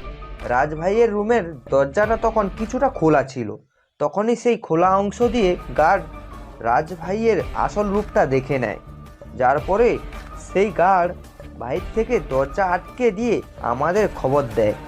পরে আমরা সবাই এসে রুমের বাইরে পাহারা লাগি। এখন এই ছদ্মবেশী রাজ রুমের ভিতরেই আছে, আর আমরা তার পাহারায়। আপনি তাড়াতাড়ি এসে এই ছদ্মবেশীর কিছু একটা করেন। আমি আসছি। তারপর ফোন রেখে দিয়ে অস্ত্রাগার থেকে 2টা বড় বড় অস্ত্র বের করে আনলাম। মুজাহিদকে দিয়ে পরে সবাই মিলে আমার বাংলোর উদ্দেশ্যে রওনা হয়েছি। বাংলোর ফিরে এসে দেখি সবাই কেমন যেন ঘাবড়ে আছে। তাই গার্ডদেরকে উদ্দেশ্য করে বললাম, এই বাংলোর যে কয়েকজন গার্ড আসছিস, তোরা সবাই মিলে বাংলোর আশপাশটা ভালো করে পাহারা দে, আর বাকি সবাই আমার সাথে ভেতরে চল। আর মুজাহিদ, মেশিন একটা আমার হাতে দিয়ে তুই লাইফ জ্যাকেট পরে নে, তারপরেই হারামিকে দেখছি। ভাই, আমি অস্ত্রাগার থেকে আগেই লাইফ জ্যাকেট পরে এসেছি, আপনি অস্ত্রটা নিন। আমি আমার ফুল প্রিপারেশনে আছি। ঠিক আছে, তাহলে ভিতরে চল। রাজের রুমে একদম সামনে এসে বাকি যারা আছে আমার সাথে। তাদের সবাইকে রুমে বাইরে দাঁড়াতে বলে আমি আর মুজাহিদ রাজের রুমে প্রবেশ করলাম। রুমে প্রবেশ করতেই দেখি রাজ বিজলির গতিতে রুমের মধ্যে দৌড়াদৌড়ি করছে। তার দৌড়ের গতি এত বেশি যে তার উপস্থিতিটাই শুধু আমরা উপলব্ধি করতে পারছি। তার শরীরে আকৃতি দেখা যাচ্ছে না, যা দেখে পুরোপুরি শক খেয়ে গেলাম। কারণ আকাশে যখন বিজলি গর্জন দেয় তখন সেকেন্ডে কয়েক জন্য হলেও একটা সীমারেখাও দেখা যায় আকাশে, কিন্তু এই রাজের উপস্থিতি ছাড়া কোনো কিছুই দেখা যাচ্ছে না। আমরা শুধু জানি সে এই রুমে আছে, আর সে বাতাসের মতন অদৃশ্য হয়ে রুমে ছুটাছুটি করছে। তাই মুজাহিদকে ইশারায় বললাম তার পাশে 2টা সুইচ আছে, সেখান থেকে যেখানে বন্ধ আছে সেটা অন করে দিতে, আর যেটা অন আছে সেটাকে বন্ধ করে দিতে। মুজাহিদ আমার কথা মতো সুইচটা অন অফ করে দিল, আর সাথে সাথেই রুমের বাতি বন্ধ হয়ে গিয়ে রেড লাইট জ্বলে উঠল, যার কিছুক্ষণের পরেই রাজের ছোটাছুটি বন্ধ হয়ে গেছে, আর সে এক জায়গায় চুপচাপ দাঁড়িয়ে পড়েছে। তবে আর শরীরে এখনও বৈদ্যুতিক রশ্মি ঝলকাচ্ছে, যা দেখে মুজাহিদ আমায় জিজ্ঞেস করলো, ভাই বান্দরটা তো লাফালাফি বন্ধ করে দিয়েছে, কিন্তু তার শরীরে এখনো বিজলির আলোর ন্যায় কিছু একটা ঝলকাচ্ছে। মুজাহিদ সেটাও একটু পর থেমে যাবে। আকাশের কথা মতন কিছুক্ষণ সময় পেরোতেই রাজের শরীর থেকে সমস্ত বৈদ্যুতিক রশ্মি গায়েব হয়ে গেছে, যেটা দেখে আকাশ রাজকে বলে, কিরে ছদ্মবেশী, কেমনে বোধ করছিস এখন? বাহ, তাহলে তুই আমায় ধরে ফেলেছিস। ধরা খেয়ে গেছিস তুই। কিন্তু তুই তো আমায় বেশি সময় আটকে রাখতে পারবি না, কারণ আমি বিজলির গতিতে দৌড়ে তোর বাংলোর ইলেকট্রিকের মাধ্যমে নিজেকে আরো শক্তিশালী বানিয়ে নিয়েছি। রাজের মুখে এমন কথা শুনে আকাশ একটা তাচ্ছিল্যের হাসি দিয়ে রাজকে বলে, ছদ্মবেশী রাজ, তুই যদি শয়তান হয়ে থাকিস তাহলে আমি তোর বংশের আদি পিতা, কারণ তোদের চালন চলন আমি অনেক আগেই বুঝে গিয়েছি। এই পর্যন্ত তোদেরকে নিয়ে বহু কিছুই দেখেছি এবং শুনেছি, যার পর আমরা বুঝতে বাকি নেই যে তোদের কাছে সুপার ন্যাচারাল কোনো শক্তি আছে এবং তোদের সেই শক্তিটা কোনো না কোনোভাবে ইলেকট্রিসিটির সাথে কানেক্টেড। তাই রুমের লাইট বন্ধ করে দিয়েও রেড লাইট জ্বালিয়ে দিয়েছি, আর সেই রেড লাইটে কাজ হলো ইলেকট্রিক্যাল পাওয়ারকে দমন করা এবং তার সাথে অশুভ কিছু রুমের মধ্যে প্রবেশ করলে সেটা ইঙ্গিত দেওয়া। তাই তুই হাজারো শক্তিশালী হলেও এই রুমের মধ্যে তোর শক্তি কাজ করবে না। এবার দেখি তুই তোর শক্তির প্রদর্শন কর। আকাশ, তুই কিন্তু কাজটা ভালো করলি না। তুই কিন্তু অনেক বড় বিপদের মুখে পড়বি বলে দিলাম। তাই ভালো চাস তো রুমের লাইট জ্বালিয়ে দে। আমি চুপচাপ এখান থেকে চলে যাব, কারণ আমার যা তথ্য নেওয়ার সবটুকুই আমি নিয়ে নিয়েছি। রাজের কথা শুনে আকাশ মেশিনটা রাজের দিকে নিশানা করে তাকে বলে, এই তুই কোনোদিনও শুনেছিস যে আজরাইল মানুষের জান কবজ করতে এসে ভয়ে আর তার জান কবজ না করে ফিরে গেছে? আশা করি শুনিসনি। শোন, আমি হলাম তোদের মতন নরাধমের জন্য আজরাইল। একবার এসে গেছি তো মনে কর তোদের প্রাণ নিয়ে কাহিনীর সমাপ্তি করব। তারপর কথা বলার অফ করে আড়ছড়া করে ফেললাম রাজের শরীর গুলি করে। রাজ ফ্লোরে উঠে লুটে পড়েছে, কিন্তু অবাক করার বিষয় হলো তার শরীরে এতগুলো গুলি করার পরেও এক ফোঁটাও রক্ত বের হয়নি। তবে সে কিন্তু আধমরার মতো ফ্লোরে পড়ে উপরে লেপ্টে পড়েছে, আর সেই লেপ্টে পড়ার অবস্থাতে ফ্লোরের উপরে শুয়ে শব্দ করে করে হাসছে। যা থেকে তাকে জিজ্ঞেস করলাম, কিরে এখনও তোর হাসি পাচ্ছে? কিছুক্ষণ পর তো সত্যিকারের আজরাইল এসে তোর প্রাণ নিয়ে যাবে। তখনই রাজ আমি বলে ওঠে, হায় রে বোকা আকাশ, তুই সত্যি অনেক বোকা। তুই যে কি করে এত বড় একটা মাফিয়া হয়েছিস তা আল্লাহ ভালো জানে। আচ্ছা, তুই যে আমায় এতগুলো গুলি করলি, কিন্তু আমার শরীর থেকে এক ফোঁটাও রক্ত বের হলো না, তা দেখে কি তোর কিছুই বুঝে আসছে না? অবশ্য বুঝে আসবে কি করে, কারণ তুই তো একটা বোকা। আচ্ছা শোন, আমি তোকে বুঝিয়ে বলছি। তুই যে আমায় শেষ করে দাঁত কেলিয়ে হাসছিলিস, সেটা তোর সবচাইতে বড় বোকামি। কারণ তুই ভেবেছিস যে আমায় মেরে খেল খতম করে দিয়েছিস। সত্যিকার অর্থে কিন্তু এমনটা না, কারণ আমি কোনো মানুষ না। আমি হলাম আমার মালিকের বানানো একটা ক্লোন। আমার মালিক আমায় বানিয়েছে। তুই আমায় শেষ করে কি হবে? আমার সেই মালিক তো এখনো বেঁচে আছে, যার শরীর কিনা মানুষের, তবে তার মধ্যে এত ভয়ঙ্কর রকমের শক্তি আছে যা দিয়ে কিনা তোকে মুহূর্তেই শেষ করে দেবে। তাই তুই রেডি থাক। এত সময় হয়তো তোর লোকজনকে আমার মালিক মেরে ফেলেছে, বাকি আছিস তুই আর তোর এখানে সমস্ত সাঙ্গপাঙ্গ। চিন্তা করিস না, আমার মালিক সময় মতো এসে তোদেরকেও জমের দুয়ারে পাঠিয়ে দেবে। টাটা। ছদ্মবেশী রাজ মানে ক্লোনটা আকাশের সামনে অনেক কিছুর খোলাসা করে, চুপচাপ হয়ে যায়, মানে সে শেষ। কিন্তু অপরদিকে আকাশ এসব কথাবার্তা শুনে ভাব উঠে যায়, কারণ সে কোনো কিছুই বুঝে উঠতে পারছে না কিসের ক্লোন আর কিসের শক্তি তার মালিকের। আকাশ এসব বিষয় নিয়ে ভাবছিল, তখনই পাশ থেকে মুজাহিদ আকাশকে বলে, ভাই এই হারামির কথা শুনে এত ভাবুক হয়ে লাভ নেই।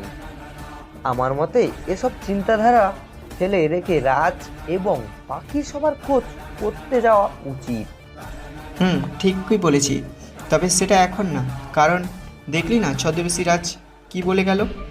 তাই আমাদের সব কিছুই প্ল্যান মোতাবেক করতে হবে, না হয়তো হুটহাট করে কিছু করতে গেলেই সবাই মারা পড়ব। আর তাছাড়া রাজ কোথায় আছে বা কী হালাতে আছে তা আমাদের কারোর জানা নেই। তো ভাই এখন কি করব আমরা? রাজভাইদের তো খুঁজে বের করতে হবে, হাত পা গুটিয়ে বসে থাকলে তো হবে না। রাজদেরকে খুঁজে বের করব, তবে সেটা আগামীকাল, কারণ সবেমাত্র ছদ্মবেশীটাকে শেষ করেছি। তাই আগামীকাল রাজের তালাশে বের হব। তুই কালকে আরও ছেলে পেলে একত্রে করে রাখ। আমি কলেজ থেকে 11টা নাগাদ বের হয়ে তোদেরকে সাথে নিয়ে ফরেস্ট কলোনিতে যাব। ঠিক আছে ভাই। আর শোন, সেখানে যাওয়ার আগে সবার হাতে হাতে মেশিন ধরিয়ে দিব, আর তোর সঙ্গে করে ছোট একটা রেড লাইট নিয়ে যাবিস যে কোনো উপায়ে। আচ্ছা, আর ভাই এখন এই বেটাকে কি করব? পুড়িয়ে ফেল ওকে। ওকে ভাই। তারপর রাজের রুম থেকে বেরিয়ে নিজের রুমে চলে আসলাম। রুমে এসে ফ্রেশ হয়ে মায়ের নাম্বারে ফোন লাগিয়ে কথা বলার জন্য, কারণ অনেক দিন যাবৎ মায়ের সাথে কথা হয় না। মাকে ফোন দিয়ে আধ ঘন্টা নাগাদ মায়ের সাথে আরও ছোটো বোনের সাথে কথা বলে ফোন রেখে দিয়েছি। তারপর খাওয়া দাওয়া করে ঘুমিয়ে পড়লাম। সময় তার আপন গতিতে চলছে। বিকেলবেলায় ঘুম থেকে উঠে আগামীকালের বিষয় নিয়ে সবার সাথে একবার ভালো করে পরামর্শ করে নিলাম। এভাবেই রাতটা কেটে গেছে। পরের দিন সকালবেলা ঘুম থেকে উঠে কলেজে যেতেই অবনী আমার সামনে এসে হাজির। সে আমার সামনে এসে হাজির হয়ে জিজ্ঞেস করলো, এই এটা কি হলো? আপনি গতকাল আমায় না বলে বাসায় চলে গেলেন কেন? আমার ইচ্ছে হয়েছে তাই চলে গেছি। আরে আজব, আপনি আমায় না বলে হুট করে এইভাবে বাসায় যেতে পারেন না। ম্যানার্স বলতে তো কিছু একটা আছে নাকি? এই মেয়ে, কিসের ম্যানার? হ্যাঁ, আর তোমাকে এত কিছু কৈফিয়ত দিতে যাব কেন? কারণ আপনি এখন আর একা নন, আপনার সাথে আমার জীবনের সূত্রটা জুড়ে গেছে, তাই কৈফিয়ত দিবেন। অবনীর কথা শুনে হুট করেই মাথার রগ চটে গেছে, কারণ এই জীবনে আমার মা ছাড়া কেউ আমার থেকে কৈফিয়ত চায়নি, আর আমিও দেইনি। আমি সব সময় আমার মতিগতি নিয়ে চলি, কারোর কাছে কৈফিয়ত দেওয়া বা কারোর ধার ধারার সময় আমার নেই। কিন্তু এই মেয়ে হুট করে এভাবে কৈফিয়ত চেয়ে আমার মাথায় রক্ত গরম করে দিয়েছে। তাই তাকে রেগে গিয়ে বললাম, এই মেয়ে সোজা ক্লাস করতে যা। আরে আপনি হঠাৎ এইভাবে রেগে যাচ্ছেন কেন? আমি তো শুধু আপনার থেকে চলে যাওয়ার বিষয়টা জানতে চাইছি। তোর জানার গুষ্টি মারি, তুই ক্লাসে যা। আর শোন, আমি কাউকে কৈফিয়ত দেওয়ার মতো পাবলিক না। আমার লাইফে আমার রুলস মতামতেই চলে। খামোখা আকলা কদর দেখাতে আসবি না আমাকে। যা এখন আমার সামনে থেকে। আকাশের এমন কথায় অবনী এবার ভয় পেয়ে যায়, তাই সে চোখ মুখ কালো করে ক্লাসের জন্য চলে যায়। অবনী চলে যেতেই আকাশও নিজের ক্লাসে চলে যায়। তার মন মেজাজ কেমন যেন বিগড়ে আছে, কিন্তু সে নিজেকে সামলে নিয়ে 2টা ক্লাস করে। পরে 11টা বাজতে সে ক্লাস থেকে বেরিয়ে আন্ডারগ্রাউন্ডে চলে যায়, কারণ আন্ডারগ্রাউন্ড থেকে মেশিন নিয়ে সবার আজকে খোঁজ করার মিশনে যাবে। সেখানে গিয়ে বিশাল একটা বহর নিয়ে ফরেস্ট কলোনির উদ্দেশ্যে রওনা হয়। সবাই মিলে ফরেস্ট কলোনিতে পৌঁছে গাড়ি থেকে নামে। তখনই বিশাল একটা দমকা হাওয়া শুরু হয়, যার ফলে চারপাশে ছোট ছোট জিনিস উড়তে শুরু করে। যেমন বালুকণা, পলিথিন, কাগজ ইত্যাদি, যার কারণে সবাই আবার গাড়ির ভেতরে ঢুকে বসে। গাড়ির ভেতরে ঢুকে বসতেই মুহূর্তের মধ্যেই পুরো ফরেস্ট কলোনি বোমার মতো ব্লাস্ট হয়ে তছনছ হয়ে যায়, আর সাথে জায়গায় জায়গায় আগুন জ্বলতে শুরু করে, যেটা দেখে সবাই তাজ্জব হয়ে যায়। এমন সময় মানুষ আকৃতির কিছু একটা হাওয়াতে উড়ে এসে আবার গাড়ির সামনে দাঁড়ায়, যার সারা শরীর থেকে কিনা জলজল করে আগুন জ্বলছে। আগুনের কারণে লোকটার চেহারার আকৃতি ঠিকভাবে দেখা যাচ্ছে না। এই ভয়ানক দৃশ্য দেখে সবার চোখ কপালে উঠে যায়। আর মুজাহিদ আকাশের কথা মতন পকেটে করে নিয়ে আসা ছোট রেড লাইটটাও জোরে জোরে শব্দ করে জ্বালাতে আরম্ভ করে। মানুষ আকৃতির কিছু একটা হাওয়াতে উড়ে এসে সবার গাড়ির সামনে দাঁড়ায়, যার সারা শরীর থেকে কিনা জলজল করে আগুন জ্বলছে। আগুনের কারণে লোকটার চেহারার আকৃতি ঠিকভাবে দেখা যাচ্ছে না। এই ভয়ানক দৃশ্য দেখে সবার চোখ কপালে উঠে যায়। আর মুজাহিদ আকাশের কথা মতন পকেটে করে নিয়ে আসা ছোট রেড লাইটটাও জোরে জোরে শব্দ করে জ্বালাতে আরম্ভ করে, যেটা দেখে আকাশ এবং বাকি সবাই বুঝে যায় যে সামনে যে দাঁড়িয়ে আছে সে কোনো সাধারণ মানুষ না, সে মানুষের আকৃতি ধারণ করা কোনো এক নরখাদক। তাই সবাই ভয়ে চুপসে আছে। কিন্তু আকাশের ভেতরে কোনো ভয়ভীতি কাজ করছে না, কারণ সে সবসময় উপরওয়ালার উপরে বিশ্বাসী। আল্লাহ যেদিন তার নসিবে মৃত্যু লিখে রেখেছে সেদিনই তার মৃত্যু হবে। এছাড়া এই লম্বা সফরের জীবনে অনেক কিছুর সাথেই তার মোকাবেলা করতে হবে, এমন মনোভাব নিয়েই সে এগিয়ে চলেছে জীবনযাত্রায়। অপরদিকে মানুষ আকৃতির সেই আগুনের গোলাটা আকাশের গাড়ির একদম কাছাকাছি চলে আসে। আকাশও নিজেকে প্রস্তুত করে নিয়ে গাড়ি থেকে একাই নেমে পড়ে। তবে নামার আগে মুজাহিদের হাত থেকে রেড লাইট নিয়ে নামে। তারপর মানুষ আকৃতির আগুনের গোলাটাকে বলে, এই তুই কে? আর ফরেস্ট কলোনি এই নাজেহাল অবস্থা হয়েছে কি করে? আমি তোর জম, আর এই ফরেস্ট কলোনিকে আমি আমার শক্তির দ্বারা জ্বালিয়ে পুড়িয়ে তছনছ করে দিয়েছি। দেখ, একবার ভালো করে চারপাশটা তাকিয়ে দেখ, কি সুন্দর করে জ্বলজ্বল করছে সবকিছু। সমস্ত ঘরবাড়ি জ্বলে পুড়ে ছাই হয়ে গেছে, সাথে এই এলাকার সমস্ত লোকজন চিরনিদ্রায় ঘুমিয়ে পড়েছে। সবাইকে শেষ করে দিয়েছি আমি। হায় রে যমরাজ, তোর বাহাদুরি সবার সামনে চললেও আমার সামনে চলবে না, কারণ বাকি সবার মতো আমি না। তোর টক্কর আমি বরাবরের মতোই করে দিব। তোকে জায়গা মতো নিয়ে গিয়ে যন্ত্রণা দিয়ে মারব। তুই যত বড় পাষাণ হোস না কেন, মনে রাখবি তোর থেকে বড় পাষাণ আমি। এই যে তুই এতগুলা লোককে জ্বালিয়ে পুড়িয়ে মেরেছিস এবং তাদের ঘরবাড়ি জ্বালিয়ে দিয়েছিস, এর প্রাপ্য শাস্তি তুই পাবি। কি, তুই আমায় মারবি? তোর সেই ক্ষমতা হয়েছে রে এখনো? ক্ষমতার এখনো কিছুই দেখিস না তুই। আমি একবার ক্ষমতা দেখাতে শুরু করলে তোর এই শক্তি তোর জন্যই কাল হয়ে দাঁড়াবে। তাই তুই নিজের ভালো চাস তো নিজের প্রশাসনের কাছে সঁপে দে, না হয় কুকুরের মতো করে মেরে রাস্তার পাশে ফেলে রাখবো। মানুষ আকৃতির আগুনের গোলাটা আকাশের কথা শুনে প্রচণ্ড ক্ষিপ্ত হয়ে যায় আকাশের উপরে। তাই সে হাত দিয়ে আশেপাশের কয়েকটা বড় বড় গাছের দিকে ইশারা করে, যার ফলে হাত থেকে আগুন বের হয়ে সেই গাছগুলোর উপরে পড়ে, আর সাথে সাথে গাছগুলোতে আগুন ধরে যায়, যেটা দেখে আকাশ ভয় পাওয়ার বদলে মুখে সাহস জমিয়ে তাকে বলে, ভাই রে, তোর দেখানো ভয়ে আমার শরীরে প্রশমও নড়বে না, তাই তুইও পারলে আমার কিছু করে দেখা। এবার মানুষ আকৃতির আগুনের গোলাটাকে আর ধরে রাখে কে। আকাশের কথা শুনে চরম পরিমাণে অপমান বোধ করে সে। তাই সে এবার আকাশের দিকে হাত দিয়ে ইশারা করে আকাশকে আগুনের সাহায্যে পুড়িয়ে মারার জন্য। কিন্তু তখনই অদ্ভুত কাণ্ডটা ঘটে। মানুষ আকৃতির আগুনের গোলাটা আকাশের দিকে আগুন ছুঁতে চাইলেও আগুন বের হয় না, যেটা দেখে সে এবার নিজেই তাজ্জব হয়ে যায়। ঠিক সেই সময় আকাশ কোমর থেকে মিনি সাইজের একটা গান বের করে সে মানুষ আকৃতির আগুনের গোলাটার দিকে শুট করে, যার ফলে সে ভয়ানকভাবে একটা চিৎকার দিয়ে সেখান থেকে উড়ে পালায়। আর উড়ে যেতে যেতে আকাশের দিকে আঙ্গুল ইশারা করে বলে, তোকে আমি দেখে নিব। তোর মতন মানুষ আমি আমার পায়ের নিচে কুচলে মারি, সেখান তুই আমার গায়ে হিট করেছিস, এরপর তুই পাবি, ভয়ানক ভাবে মরবি তুই। এসব বলে মানুষ আকৃতির আগুনের গোলাটা উড়ে সেখান থেকে নিজের অবস্থান ত্যাগ করে। মানুষ আকৃতির আগুনের গোলাটা নিজের অবস্থান ত্যাগ করতেই আকাশও ফিরে এসে নিজের গাড়িতে উঠে বসে। আকাশ গাড়িতে উঠে বসতেই মুজাহিদ তাকে প্রশ্ন করে, ভাই এটা কি ছিল? মানুষ আকৃতির আগুনের গোলাটা গাছের দিকে ইশারা করতেই গাছ আগুনে পুড়ে তছনছ হয়ে গেছে। এখানে আপনার দিকে হাতের ইশারা করায় তার হাত থেকে আগুন বের হয়নি, আর আপনারও কিছু হয়নি। মুজাহিদ, এই অদ্ভুত কাণ্ডের বিশ্লেষণ আমি নিজেও করতে পারবো না, কারণ আমি নিজেও অবাক হয়ে আছি। আমি ভেবেছি সে আমার দিকে আগুন ছুঁড়ে মারলে আমি সরে গিয়ে নিজেকে প্রোটেক্ট করব। সেখানে তার হাত থেকে আগুনের বের হয়নি, উল্টে আমি তাকে ধুলো চাটিয়ে দিয়েছি। ভাই, যেটাই হবে হোক, আপনি সুস্থ স্বাভাবিক আছেন, আর সে আপনার কোনো ক্ষতি করতে পারেনি। আমরা এতেই খুশি। আচ্ছা, এখন কি করবি? রাজের তালাশে এসেছিলাম, কিন্তু এই বদমাসটা পুরো ফরেস্ট কলোনি আগুন দিয়ে জ্বালিয়ে দিয়েছে, সাথে অনেক মানুষজনও মেরে ফেলেছে।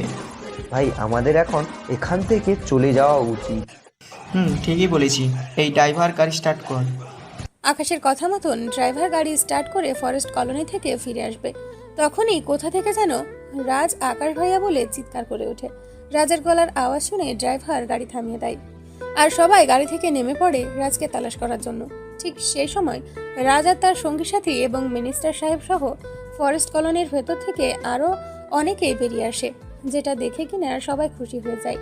আকাশ তাড়াতাড়ি রাজের দিকে এগিয়ে গিয়ে তাকে জিজ্ঞাসা করে, এই, তুই ঠিক আছিস তো? হ্যাঁ ভাই, ঠিক আছি, কিন্তু আরেকটুর জন্য হলে মারা পড়তাম। কমিনার বাচ্চারা আমাদের সবাইকে তুলে এনে একটা ঘরের মধ্যে বন্দি করেছে, যেখানে আগে থেকে মিনিস্টার সাহেব এবং তার লোকজন ছিল। তারপর কমিনার বাচ্চাটা আমাদেরকে ঘরের ভেতরে রেখে ঘরবন্দি করে দেয়, আর পুরো ফরেস্ট কলোনিতে আগুন লাগিয়ে দেয়। সেই আগুনে অনেকেই জ্বলে পুড়ে মরে গেছে, কিন্তু আমরা সবাই কোনোভাবে ঘরের দরজা ভেঙে বেরিয়ে নিজেদের প্রাণ বাঁচিয়েছি। যাক, শুক্রিয়া, আল্লাহর বাঁচিয়েছে তোদেরকে। আচ্ছা, এখন চল এখান থেকে যাওয়া যাক, কারণ এত সময়ে সারা দেশে খবর ছড়িয়ে পড়েছে এই অগ্নিকাণ্ডের। তাই আমাদের চটজলদি এখান থেকে বাসায় ফিরে যাওয়া উচিত, না হয়তো পরে আমরাই ফেঁসে যাব। তুই তো জানিস এই দুনিয়াতে রীতি রেওয়াজ কেমন, জালিমরা জুলুম করে আর ফেঁসে যায় নীরব মানুষ। তাই তাড়াতাড়ি এই জায়গায় ত্যাগ কর। আকাশের কথা শুনে পাশ থেকে মিনিস্টার সাহেব বলে ওঠে, আকাশ ভাই, আপনি কি সেটা আমি আপনাকে দেখেই বুঝে নিয়েছি। ভাই, আপনি একদম চিন্তা করবেন না, কারণ আপনার গায়ে যে হাত দেবে এমন বুকের ফাটা এখনও কেউ জন্ম হয় নাই। তার উপরে আমি তো আছি, আর্মি পুলিশ যে আসুক না কেন আমি সবাইকে সালাম নেব। আপনি একদম নিশ্চিন্তে থাকুন। ধন্যবাদ মিনিস্টার সাহেব, তবে আমাদের এখন চলে যাওয়া উচিত, কারণ এখান থেকে তো আমাদের আর কোনো কাজ নেই, তাই চলে যাওয়াটাই বেটার। আচ্ছা ভাই, ঠিক আছে, আপনি মর্জি। তবে ভাই, আপনি চলে যাওয়ার আগে একটা রিকোয়েস্ট করবো আপনাকে। কি রিয়েক্ট? ভাই, আমি আপনার সাথে একদিন বসে কথোপকথন করতে চাই, কারণ এটা আমার অনেক দিনের ইচ্ছা। আমার এত ক্ষমতা এই পলিটিক্যাল লাইনে, কিন্তু আপনার দর্শন আমার কখনো হয়নি। আমি আপনার সাথে কথা বলার জন্য কত কি না করেছি, কিন্তু আমার কখনোই সেই সৌভাগ্য হয়নি। কিন্তু এখন যাই হয়েছে তা অসময়ে। একে তো আপনার তাড়া আছে, দ্বিতীয়ত মর্মান্তিক একটা লোকেশনে আপনার দর্শন হয়েছে আমার। ভাই প্লিজ, আপনি আমার এই রিকোয়েস্টটা রাখেন। আপনার সাথে বসে একদিন কথোপকথন করতে চাই। আচ্ছা ঠিক আছে, সময় করে আপনার সাথে একদিন কথাবার্তা বলবো। রাজ আপনাকে লোকেশন ইমেল করে দিব। অনেক অনেক ধন্যবাদ ভাই।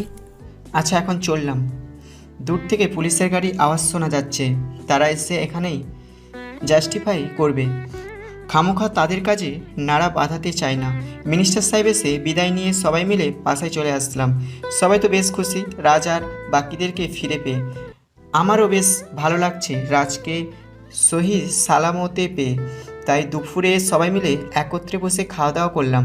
খাওয়া দাওয়া শেষ করে নিত্যদিনের ন্যায় বিছানায় এসে গা হেলিয়েছি। এমন সময় কেউ একজন ফোন দিয়েছে। বালিশের পাশ থেকে ফোনটা হাতে নিয়ে কল রিসিভ করলাম। কলটা রিসিভ করতে ওপাশ থেকে কেউ একজন ইচ্ছামতো বকাবকি করতে শুরু করেছে।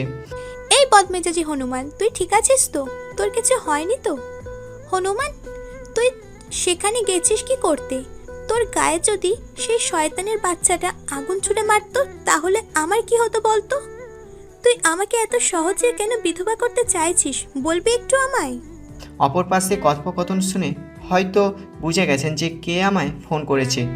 হ্যাঁ, অবনী ফোন করেছে আমায়। কিন্তু অবনীর কথা আমার একটা জিনিস খুব করে ভাবাচ্ছে, যে মানুষ আকৃত আগুনের গলাটা আমায় আগুন নিভে করতে চেয়েছে সেটা অবনী জানলো কী করে? তার তো এসব জানার কথা না।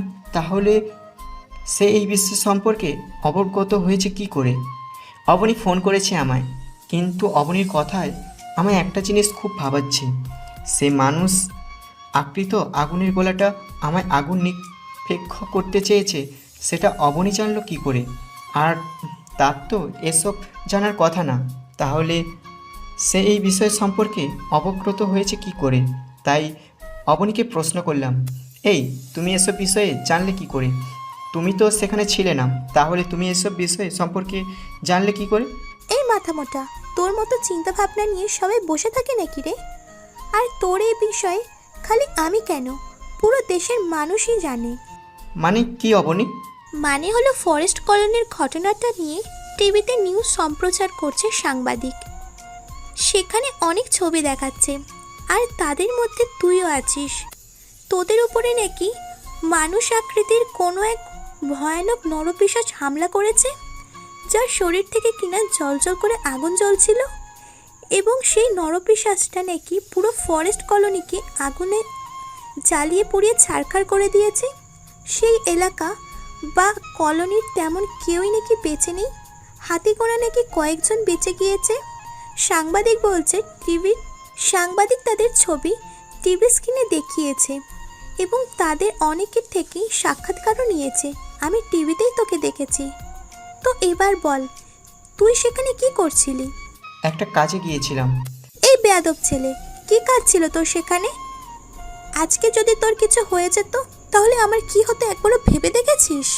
অবনীর কথা শুনে মাথায় রক্ত আবারও গরম হয়ে যাচ্ছে। তাই তাকে বললাম, অবনী এবার কিন্তু অতিরিক্ত হয়ে যাচ্ছে। তুমি আমায় নিয়ে চিন্তা করো সেটা ঠিক আছে, কিন্তু তোমার অতিরিক্ত কাজ কারবারগুলো আমার পছন্দ না। আমি তোমায় বলিনি যে আমায় নিয়ে তুমি এতটা চিন্তা করো। তো কোন সাহসে আমায় থ্রেট করে কথাবার্তা বলছো? আকাশ, তোর হুমকিতে আমি ভয় পেলেও কিন্তু সবসময় আমি চুপ থাকবো না, কারণ যেখানে আমি কথা না বললে আমার প্রিয় মানুষটার বিপদ হবে, সেখানে আমি অবশ্যই কথাবার্তা বলবো। আর তুই তো কারি করছিস সেটা না হয় করলাম না, কিন্তু আপনি একটা জিনিস ভেবে দেখেন, আপনার যদি কিছু হয়ে যেত তাহলে আমার কি অবস্থা হতো? আপনি না হয় আমাকে সেভাবে ভালোবাসেন না, কিন্তু বিশ্বাস করেন আমি আপনাকে অনেক বেশি ভালোবাসি।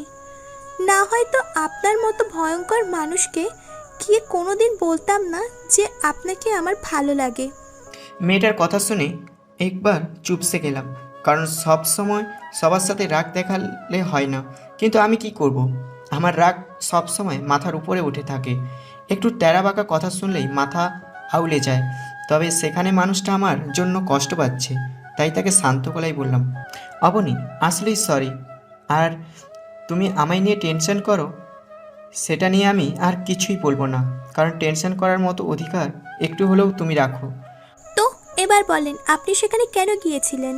অবনী, এই এলাকাতে আমার এক পরিচিত মানুষ থাকে, আমি তার সাথে দেখা করতে গিয়েছিলাম। তুমি প্লিজ আমাকে নিয়ে এখন আর টেনশন করিও না, আমি ঠিক আছি। আপনি ঠিক আছেন কি না আছেন সেটা আমি নিজের চোখে দেখে বিশ্বাস করব। আপনি আমার সাথে এক্ষুনি দেখা করবেন। এমনিতেও সকালবেলা এক গাদা কথা শুনিয়ে রেখে গেছেন আমায়, তার উপর টিভিতে এইসব দেখে মাথা পুরো নষ্ট হয়ে গেছে আমার। আপনি প্লিজ আমার সাথে একটু দেখা করুন, আমি আপনাকে দেখতে চাই এক্ষুনি। অবনী, এখন কি করো? এখন তো ভরা দুপুর, তাছাড়া তুমি তো বাসায় চলে গিয়েছো। তোমার বাসায় লোকজন কি বলবে? দুপুর টুপুর বুঝি না আমি আপনার সাথে এখন দেখা করব ব্যাস। না হয়তো আমি খাওয়া দাওয়া বন্ধ করে বসে থাকবো। আর আমার বাসায় পরিবারে কেউ থাকে না, আমি একাই এই শহরে থাকি। আমার পরিবার পরিজন সবাই গ্রামে। আমি পড়ালেখার জন্য শহরে এসেছি। শহরে এসে 2জন পরিচিত আপুর ফ্ল্যাটে উঠেছি। কিন্তু আপনার এখানে আসতে হবে না, তবে বাসায় এসে দেখা করলে সমস্যা নেই, কিন্তু তারপরেও বাইরে কোনো একটা জায়গায় দেখা করব। আচ্ছা ঠিক আছে, তো এবার বলো কোথায় দেখা করবে? আমার বাসা থেকে কিছুটা দূরে একটা পার্ক আছে, আমি ঠিকানা মেসেজ করে দিচ্ছি। আপনি সেখানে চলে আসেন, আমি সেখানেই থাকবো। আচ্ছা, আমি সেখানে পৌঁছাচ্ছি কিছু সময়ের মধ্যে। জলদি আসবেন। আচ্ছা, তারপর ফোন কেটে দিলাম। তবে এখনও একটা কথা বাকি আছে জানার অবনীর থেকে, সেটা তার থেকে জিজ্ঞেস করতে ভুলেই গেছি। সে আমার নাম্বার কোথা থেকে পেয়েছে সেটা জানা বাকি আমার। আচ্ছা, সেটা অবনীর কাছে গিয়েই জেনে নেওয়া যাবে। তারপর বিছানা ছেড়ে উঠে গায়ে একটা শার্ট জড়িয়ে নিয়ে ড্রাইভারকে বললাম গাড়ি স্টার্ট দিতে। তখনই মুজাহিদ এসে বলল, ভাই আপনি কি কোথায় যাচ্ছেন? যদি যেয়ে থাকেন তাহলে আমি এক্ষুনি আসছি। আরে মুজাহিদ, সমস্যা নেই, তুই বাসা থেকে রেস্ট কর। ভাই সমস্যা নেই মানে? আপনি গাড় ছাড়া বের হবেন নাকি? গাড় ছাড়াই বের হব, কারণ যেখানে যাব সেখানে পরিবেশটা একদম ভিন্ন। আর যার সাথে দেখা করতে যাব সেই মানুষটা আমাকে একদম একাকিত্ব দেখতে চায়। তাই তোদের কারোর যাওয়ার প্রয়োজন নেই, তোরা বাসায় থাক। ভাই আমার কেমন যেন ভয় হচ্ছে। আরে ভয় পাচ্ছিস কেন খামোখা তুই?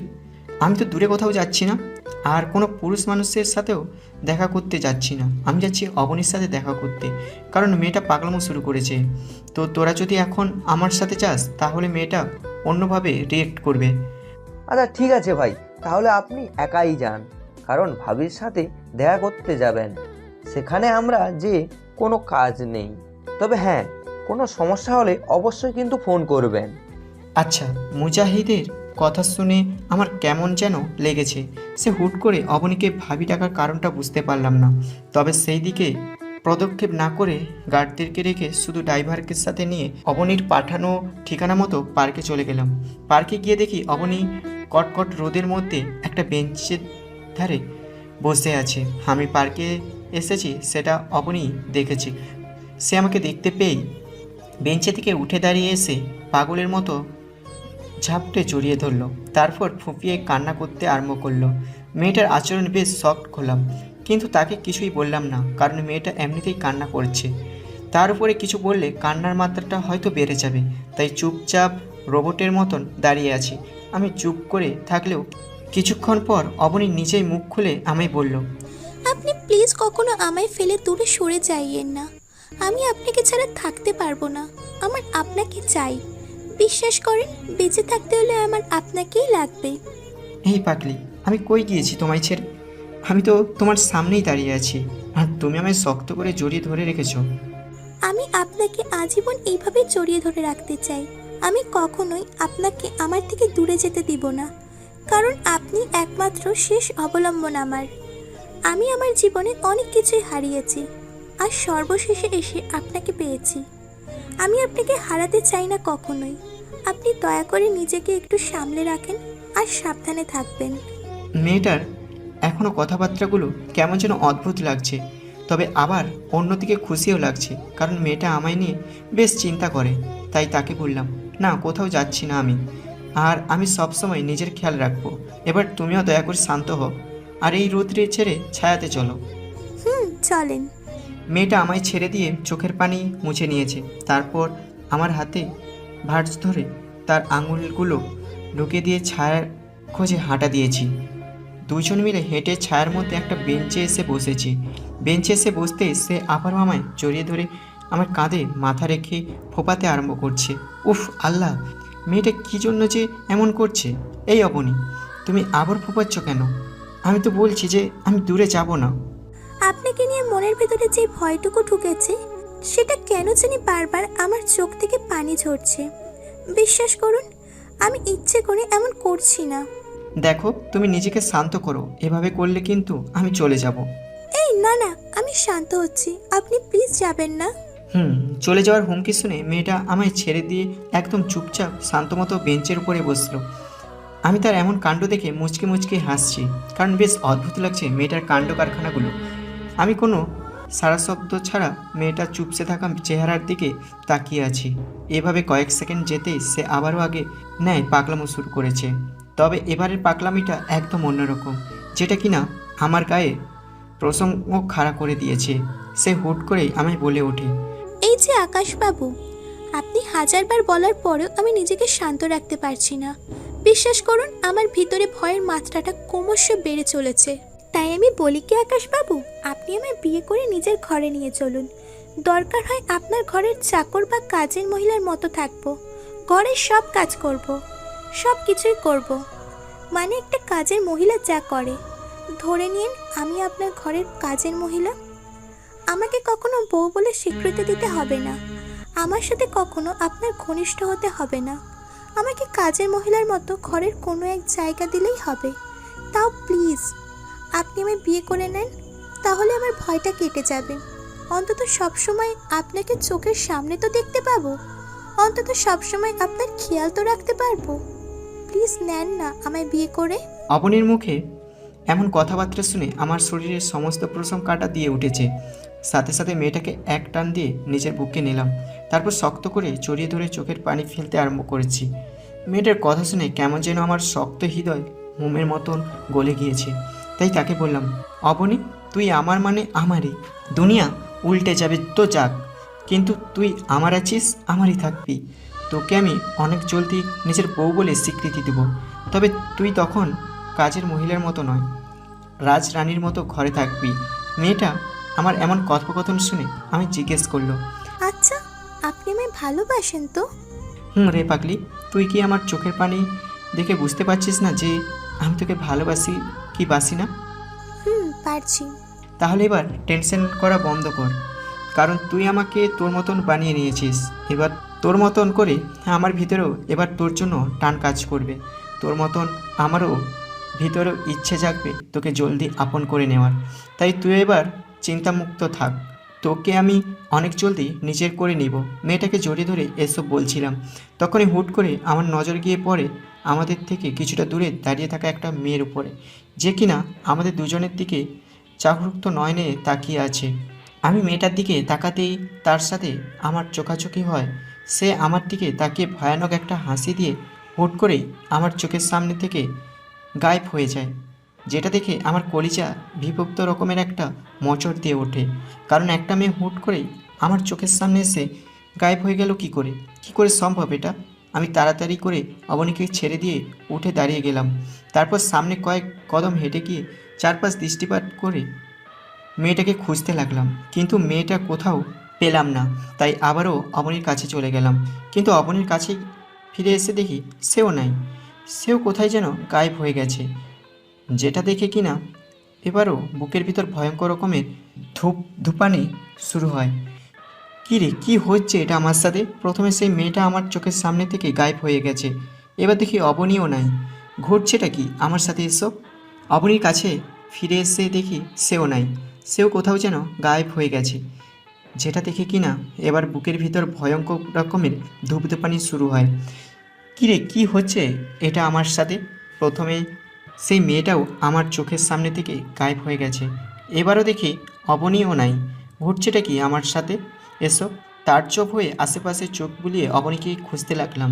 তখনই হুট করে পেছন থেকে অবনী আমার শরীরের স্পর্শ করে বলল, এই যে মহাশয়া, চোখ বুলিয়ে কোথায় খুঁজছেন? আমি এখানে। অবনীর আচরণে আমার ভিতরে জন্ম নেওয়া তাজ্জব বিষয়টা যেন ধারাবাহিকভাবে আরও বেড়ে গিয়েছে। আমি বুঝে উঠতে পারছি না কি ঘটছে আমার সাথে, তাই অবনীকে প্রশ্ন করলাম, এই অবনী, কোথায় গায়েব হয়ে গেছিলে তুমি? আরে, আমি ওই যে পাশের গাছটা দেখছেন সেটার পেছনে লুকিয়েছিলাম, কারণ আমি দেখতে চেয়েছিলাম যে আপনার চোখের সামনে থেকে হুট করে আড়াল হয়ে গেলে আপনার রিয়াকশন কেমন হয়। কিন্তু আপনি তো দেখি বেশ চমকে উঠেছেন। অবনীর কথায় কেমন যেন এক ধরনের খটকা লাগলো মনের ভিতরে, কারণ অবনী যেই গাছটার কথা বলছে সেটা আমাদের থেকে মোটামুটি কিছুটা দূরে। তার উপরে আমি সেই গাছটার দিকে সবে কেবলমাত্র দৃষ্টিপাত করে সামনে নজরে ছড়িয়েছি, আর সে এর মধ্যেই গাছের পেছন থেকে এসে আমায় অবাক করে দিয়েছে। কি করে সম্ভব এটা? আমি এসব ভাবতে ভাবতে অন্যমনস্ক হয়ে পড়েছি। তখনই অবনী আমায় বলে উঠল, এই যে মহাশয়া, আপনি কোন ভাবনা চিন্তার জগতে হারিয়ে গেছেন বলেন তো? অবনীর কথায় হুঁশ ফিরে আসলো। না অবনী, আমি ঠিকই আছি, কিন্তু আমি আমার সাথে এটা কি করলে? আমি তো ভয় পেয়ে গিয়েছিলাম। ইস, কি সাংঘাতিক ব্যাপার। আচ্ছা শোনেন, আর ভয় পেতে হবেন না। এবার চলেন বাড়ি যাব, কারণ আমার অশান্ত মন শান্ত হয়ে গিয়েছে আপনাকে দেখে। ঠিক আছে, কিন্তু অবনী, তার আগে তোমার থেকে কয়েকটা জিনিস জানার আছে আমার। কি জিনিস? তুমি আমার নাম্বার কোথায় পেয়েছো, কিভাবে? আমার নাম্বার তো কারো কাছে নাই। পেয়েছি, কিন্তু নাম বলবো না। আরে বলবে না মানে কি? কারণ বললে আপনি হয়তো ওনাকে বকাবকি করবেন। আরে কাকে বকাবকি করবো আমি? তুমি দেখি নামটা বলো। বকবেন না কিন্তু, আগেই বলে দিলাম। আচ্ছা বলো। আপনার বডিগার্ড মুজাহিদ ভাইয়ার থেকে আপনার নাম্বার নিয়েছি, তবে শুরুতে তিনি দিতে চাননি, বলতে গেলে এক প্রকার জোর করেই নিয়েছি। আর তাছাড়া তিনি নিজেই আমাকে চিনে নিয়েছেন যে আমি আপনার ওইটা লাগি, কারণ আপনাকে আর আমাকে তিনি রোম্যান্স করতে দেখেছেন কলেজের বাহির থেকে। তাই শুরুতে দিতে না চাইলেও পরে কি আমার জোড়াজোড়িতে আপনার নাম্বার দিয়েছে। আপনি প্লিজ ওনাকে আবার বকাঝকা দিয়েন না। আচ্ছা ঠিক আছে, বকবো না। মনে থাকে যেন। থাকবে। আর এবার চলো ওঠা যাক এখান থেকে। আচ্ছা।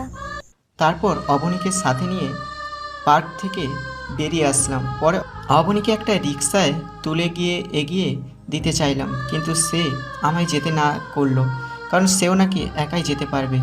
তাই আর অবনীকে জোরাজুরি করলাম না। অবনীকে রিক্সা করে পাঠিয়ে দিয়ে আমিও নিজের গাড়িতে উঠে বাসায় চলে আসলাম।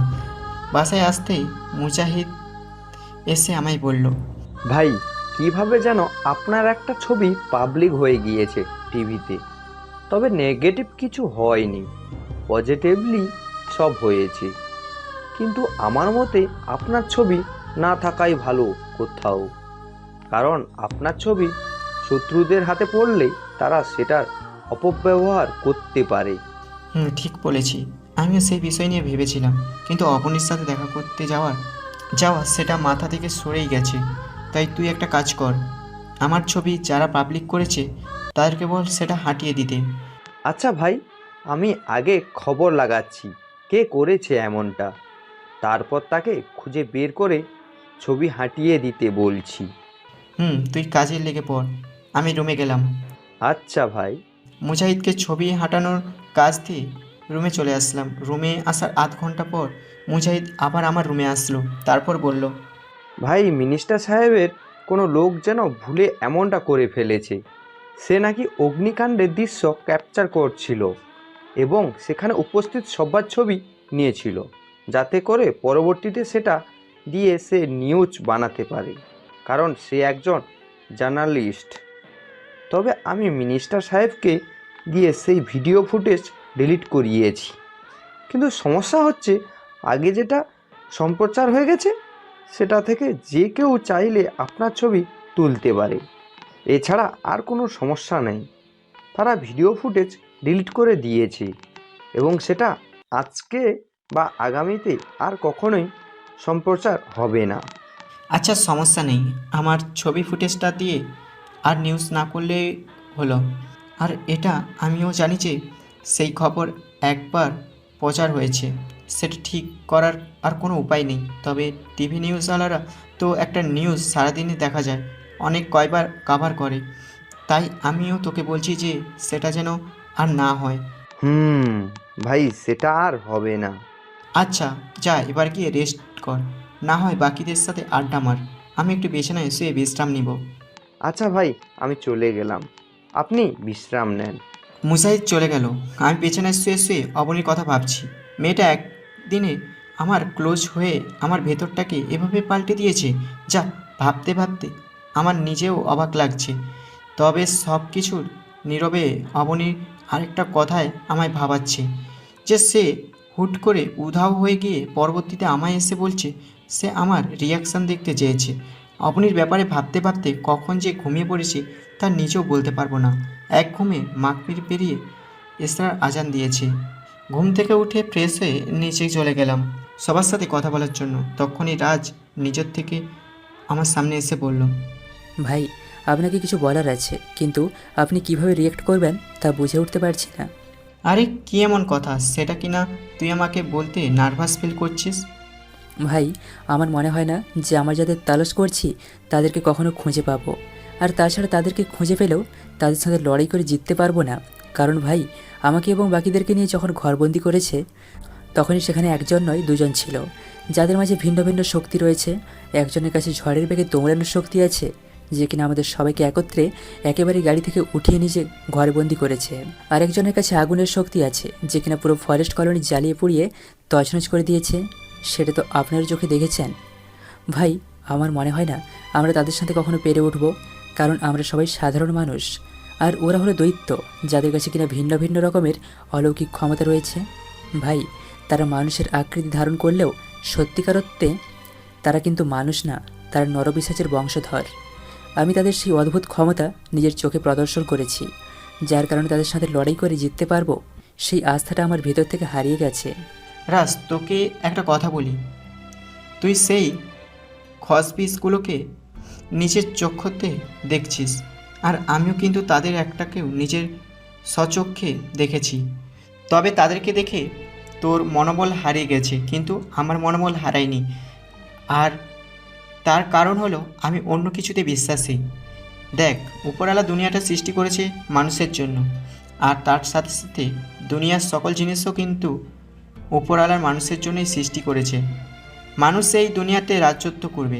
এই পৃথিবী এমন কোনো ঈশ্বরের কোনো ক্ষমতা নাই যে তারা মানবজাতিকে হারিয়ে এই দুনিয়াটাকে রাজত্ব করবে। আমি তার কারণটা কিন্তু আগেই বলে দিয়েছি, এই পৃথিবীটা মানুষের। তাই মাথায় রাখবি যে যে যাই করুক না কেন, বিজয় কিন্তু মানুষেরই হবে। তাই তুই তোর চিন্তাভাবনা পরিবর্তন ঘটা। আর তাছাড়া আরেকটা গুরুত্বপূর্ণ কথা তোকে এবং বাকি সবাইকে বলি, তোরা নিজের চোখে মানুষরূপী আধ্যাত্মিক শক্তি অধিকার হিসেবে যাদেরকে দেখেছিস, আমার মতে তারাও কিন্তু মানুষ। হয়তো তাদের কাছে কোনো না কোনোভাবে এক বিশেষ শক্তিগুলো এসেছে। তাই আমার মতে আমাদের সকলকে আগে তাদের সেই শক্তির উৎসকে খুঁজে বের করতে হবে, তাহলেই তাদেরকে হারানো সম্ভব।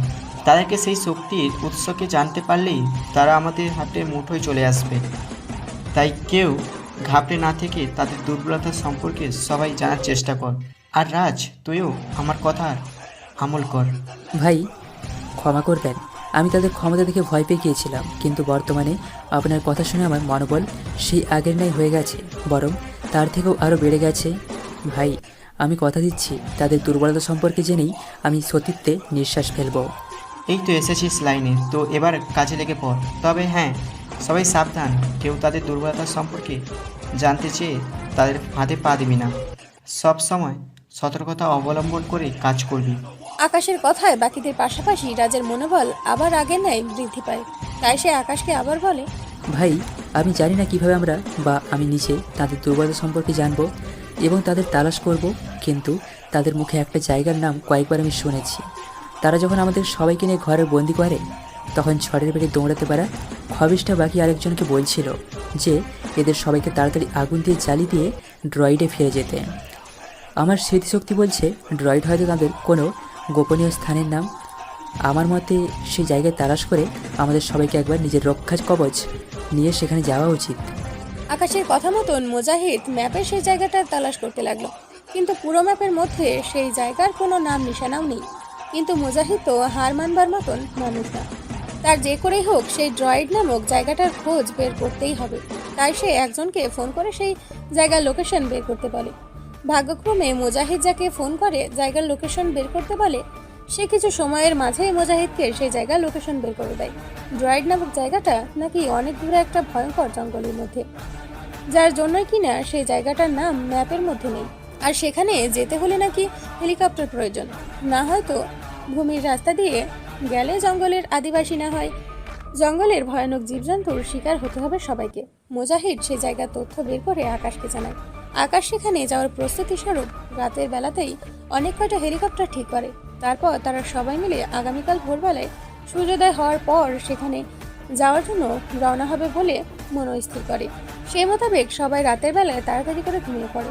আকাশও বাকি সবার মতন ঘুমিয়ে পড়েছে, কিন্তু মাঝরাতে আকাশ অনুভব করে তাকে কেউ জড়িয়ে ধরে শুয়ে আছে এবং সেই জড়িয়ে ধরার ব্যক্তিটা থেকে সে খুব উষ্ণতা পাচ্ছে। শুরুতে এই বিষয়টা তার ভালো লাগলেও পরবর্তীতে ঘুমের মধ্যে সে এই বিষয়টাকে নিয়ে কেমন যেন একটা অন্যরকম ফিল করে, যার কারণে তার ঘুম একদম হালকা হয়ে যায়। ঘুম হালকা হতেই পরক্ষণে আকাশ চোখ মেলে বসে কে তাকে জড়িয়ে ধরেছে সেটা দেখার জন্য। তখনই সে দেখতে পায় অবনী তাকে খুব শক্ত করে নিজের শরীরের সাথে লেপ্টে ধরে আছে। আকাশ অবনীকে এভাবে দেখতে পেয়ে ব্যাপক পরিমাণে ভয় পেয়ে যায়, যার কারণে আকাশের চিৎকারের শব্দ কেউ শুনবে তো দূরের কথা, সে নিজেই নিজের চিৎকারের শব্দ শুনতে পায় না।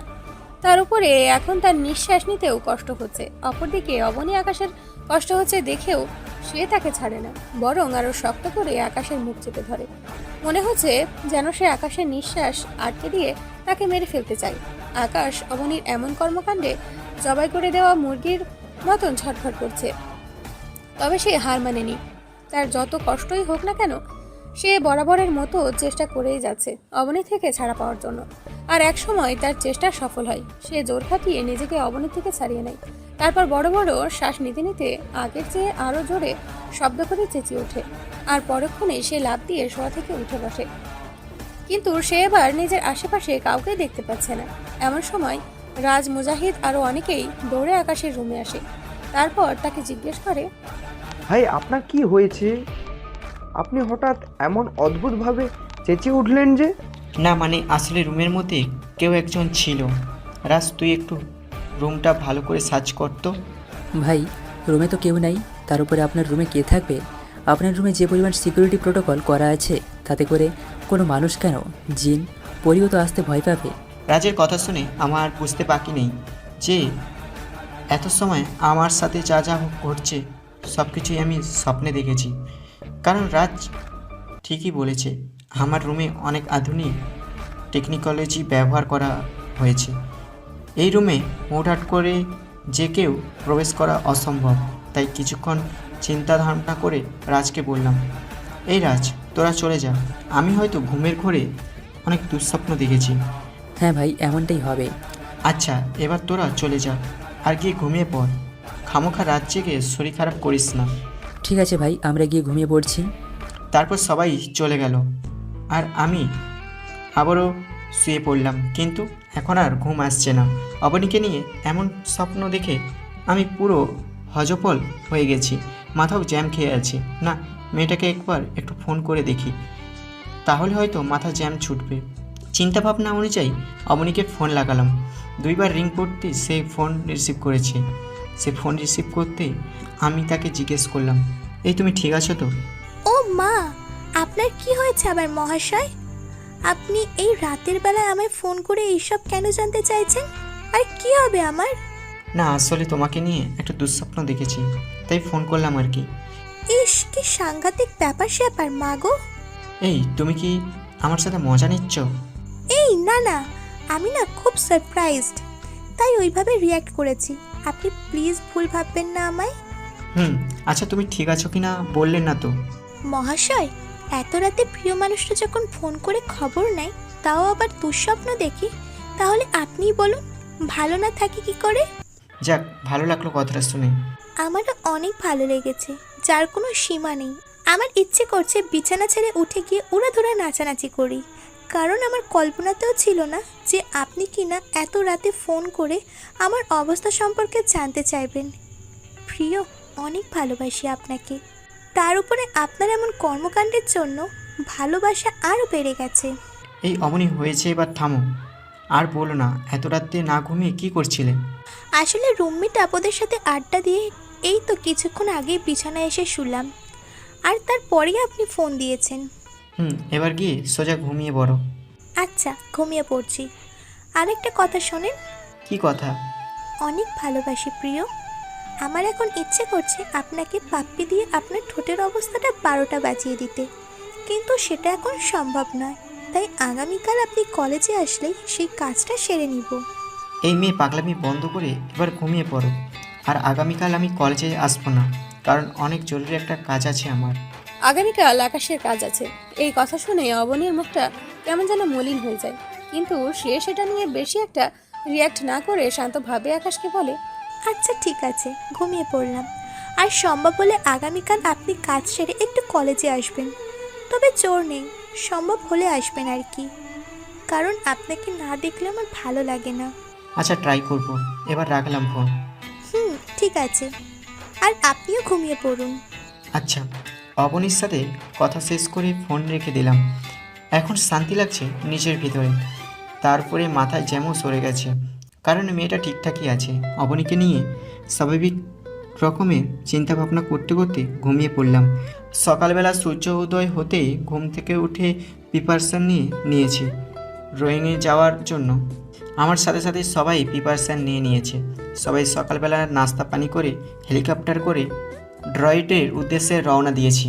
মোট 7টা হেলিকপ্টারে মোতায়েন করেছি ড্রয়েডের যাওয়ার জন্য। ড্রয়েডের জঙ্গলে পৌঁছানোর পর দেখেছি পাইলট ড্রয়েডের জঙ্গলের উপরে হেলিকপ্টার নিয়ে গোল গোল চক্কর কাটছে। যেটা দেখে তাকে জিজ্ঞেস করলাম, পাইলট কি হয়েছে? আপনি এভাবে চক্কর কাটছেন কেন জঙ্গলের উপরে? ভাই, আশেপাশে কোনো জায়গা দেখছি না ল্যান্ড করানোর মতো, তাই ল্যান্ড করার জন্য জায়গা তল্লাশ করছিলাম। ভাই, সামনে ছোটখাটো একটা ফাঁকা জায়গা দেখা যাচ্ছে। আমার মনে হয় সেখানে হেলিকপ্টার ল্যান্ড করা যেতে পারে, তবে সবাই একত্রে না, একজন একজন করে ল্যান্ড করতে হবে। ঠিক আছে, আপনার অসুবিধা মতন নামিয়ে দিন। আচ্ছা ভাই। পাইলট সবাইকে ইশারা করে এক এক করে ল্যান্ড করতে বলল। আকাশের হেলিকপ্টারের পাইলটের কথা মতন সবাই এক এক করে সেই ফাঁকা জায়গায় ল্যান্ড করে সবাইকে নামিয়ে দিয়েছে। আকাশও নিচে নেমেছে। নিচে নেমে আকাশ সবাইকে বলে, এই তোরা সবাই অস্ত্র নিয়ে সামনের দিকে এগোতে শুরু কর, তবে সবাই কিন্তু সাবধান, কারণ এই জঙ্গলের অবস্থা অনেক ভয়াবহ, যে কোনো সময় যে কোনো কিছু ঘটতে পারে। আকাশের কথা মতন সবাই অস্ত্র নিয়ে সামনের দিকে এগোতে শুরু করেছে। আকাশও তাদের সাথে সাথে সামনে এগোচ্ছে। তারা এগোতে এগোতে একদম ঘন জঙ্গলের ভেতরে ঢুকে পড়ে, যেখান থেকে কিনা সূর্যের আলো দেখা যাচ্ছে না। ফুটফুটে অন্ধকার হয়ে আছে সবকিছু, অথচ তাদের মাথার উপরে কিন্তু সূর্য। কিন্তু জঙ্গলের এত কঠিন ঘনত্ব যে সূর্যের আলো তো দূরের কথা, তাদের পথ চলতে কষ্ট হয়ে যাচ্ছে। তারা যত সামনে এগোচ্ছে ততই তাদের পথ আঁধার হয়ে আসছে। মনে হচ্ছে যেন তারা জমিন ছেড়ে কোনো এক পাতাল দেশে পথযাত্রা করছে, যেখানে নাই কোনো আলো, নাই কোনো বাতাস। এ যেন এক ভিন্ন দুনিয়া। জঙ্গলের এমন ভয়াবহ রূপ দেখে আকাশের ছেলেপেলের মনে খুঁতখুত করতে শুরু করলো, কিন্তু কেউ সাহস করে আকাশকে কিছু বলে উঠতে পারে না। তবে আকাশ সবার মতিগতি দেখে বোঝে নাই যে তারা জঙ্গলের ঘনত্ব দেখে ভয় পাচ্ছে, তাই সে সবাইকে উদ্দেশ্য করে বলে, এই তোরা নির্ভয়ে সামনে আগা, কারণ উপরওয়ালা যেখানে মৃত্যু লিখে রেখেছে সেখানেই তার মৃত্যু হবে, তাই খামোখা এসব জিনিস নিয়ে ভয় পেয়ে লাভ নেই। আর তাছাড়া তোরা অস্ত্র নিয়ে কত গ্লোবাল বারুদের লড়াই করেছিস, সেই তোরাই কিনা এখন সেই জঙ্গলে ঘনত্ব দেখে ভয় পেয়ে যাচ্ছিস, এটা তো মেনে নিতে পারছি না আমি। আকাশের কথা শুনে রাজ বলে ওঠে, এই তোদের ভয় পাওয়ার কিছুই নেই ভাই, আমাদের সাথে আছে মানে আমাদের কোনো টেনশন নেই। আর তাছাড়া আমরা যাদের তারস্কে বেরিয়েছি তাদের মোকাবিলা কিন্তু আমি এবং কয়েকজন আগে থেকে করে এসেছি। তাদের অনেক ক্ষমতা, কিন্তু আমাদেরও কম ক্ষমতা নেই। দানবের মতন অস্ত্র নিয়ে পথযাত্রা শুরু করেছি, দেখবো না কে আমাদের সামনে এসে পথ আটকায়। একদম কলিজা কানা করে দেব সব কয়টার। তোরা সবাই নির্ভয়ে আগাতে শুরু কর। রাজ আর আকাশের কথা মতন সবাই সামনে অগ্রসর হতে থাকে। এভাবে ঘন্টা কয়েক সফর করার পর তারা জঙ্গলের অন্ধকারের ঘনত্ব পেরিয়ে খোলা জায়গায় চলে আসে। তারপর তারা সবাই মিলে এক জায়গায় কিছুক্ষণ বসে বিশ্রাম করে আবার সামনে এগোতে শুরু করে। এবার আকাশ সবাইকে তার পেছনে রেখে সে সবার সামনে থেকে যাত্রা শুরু করেছে। এভাবে আরো কিছুক্ষণ যাওয়ার পর আবার একটা জঙ্গল চলে আসে তাদের সামনে। তারা চিন্তাভাবনা ছাড়াই জঙ্গলের ভেতরে প্রবেশ করে। দেখতে দেখতে সেই জঙ্গলটা অতিক্রম করে পুনরায় একটা ফাঁকা জায়গায় এসে হাজির হয় সবাই। আর তখনই তাদের নজর পড়ে কিছুটা দূরে ফাঁকা জায়গায় বিশাল বড় একটা বাড়ি দেখা যাচ্ছে, যেটা দেখে আকাশ সবাইকে বলে, সবাই নিজের প্রস্তুতি নিয়ে সামনে আগা, কারণ সামনে বিশাল বড় একটা পাকা দালান বাড়ি দেখা যাচ্ছে। আকাশের কথা মতন সবাই অস্ত্রশস্ত্র নিয়ে একদম পরিপূর্ণ প্রস্তুত হয়ে সামনে যাত্রা শুরু করে। কিন্তু তারা আর কিছুটা পথ এগোনোর পরেই সামনে গিয়ে থেমে যায়, কারণ অদৃশ্য কিছু একটা তাদের পথ আটকে দিয়েছে। সবাই সামনে যাওয়ার আপ্রাণ চেষ্টা করছে, কিন্তু অদৃশ্য একটা দেয়াল তাদেরকে সামনে অগ্রসর হতে দিচ্ছে না। তবে তারা সেই দেয়ালটাকে নিজের চোখে দেখতে পাচ্ছে না, কিন্তু যখনই তারা সামনে অগ্রসর হতে চাচ্ছে তখনই তারা গিয়ে সেই অদৃশ্য দেয়ালের সাথে বাড়ি খাচ্ছে, যেটা দেখে আকাশ বুঝে নাই যে এটা হয়তো সেই বাড়ির কোনো অদৃশ্য সীমানা।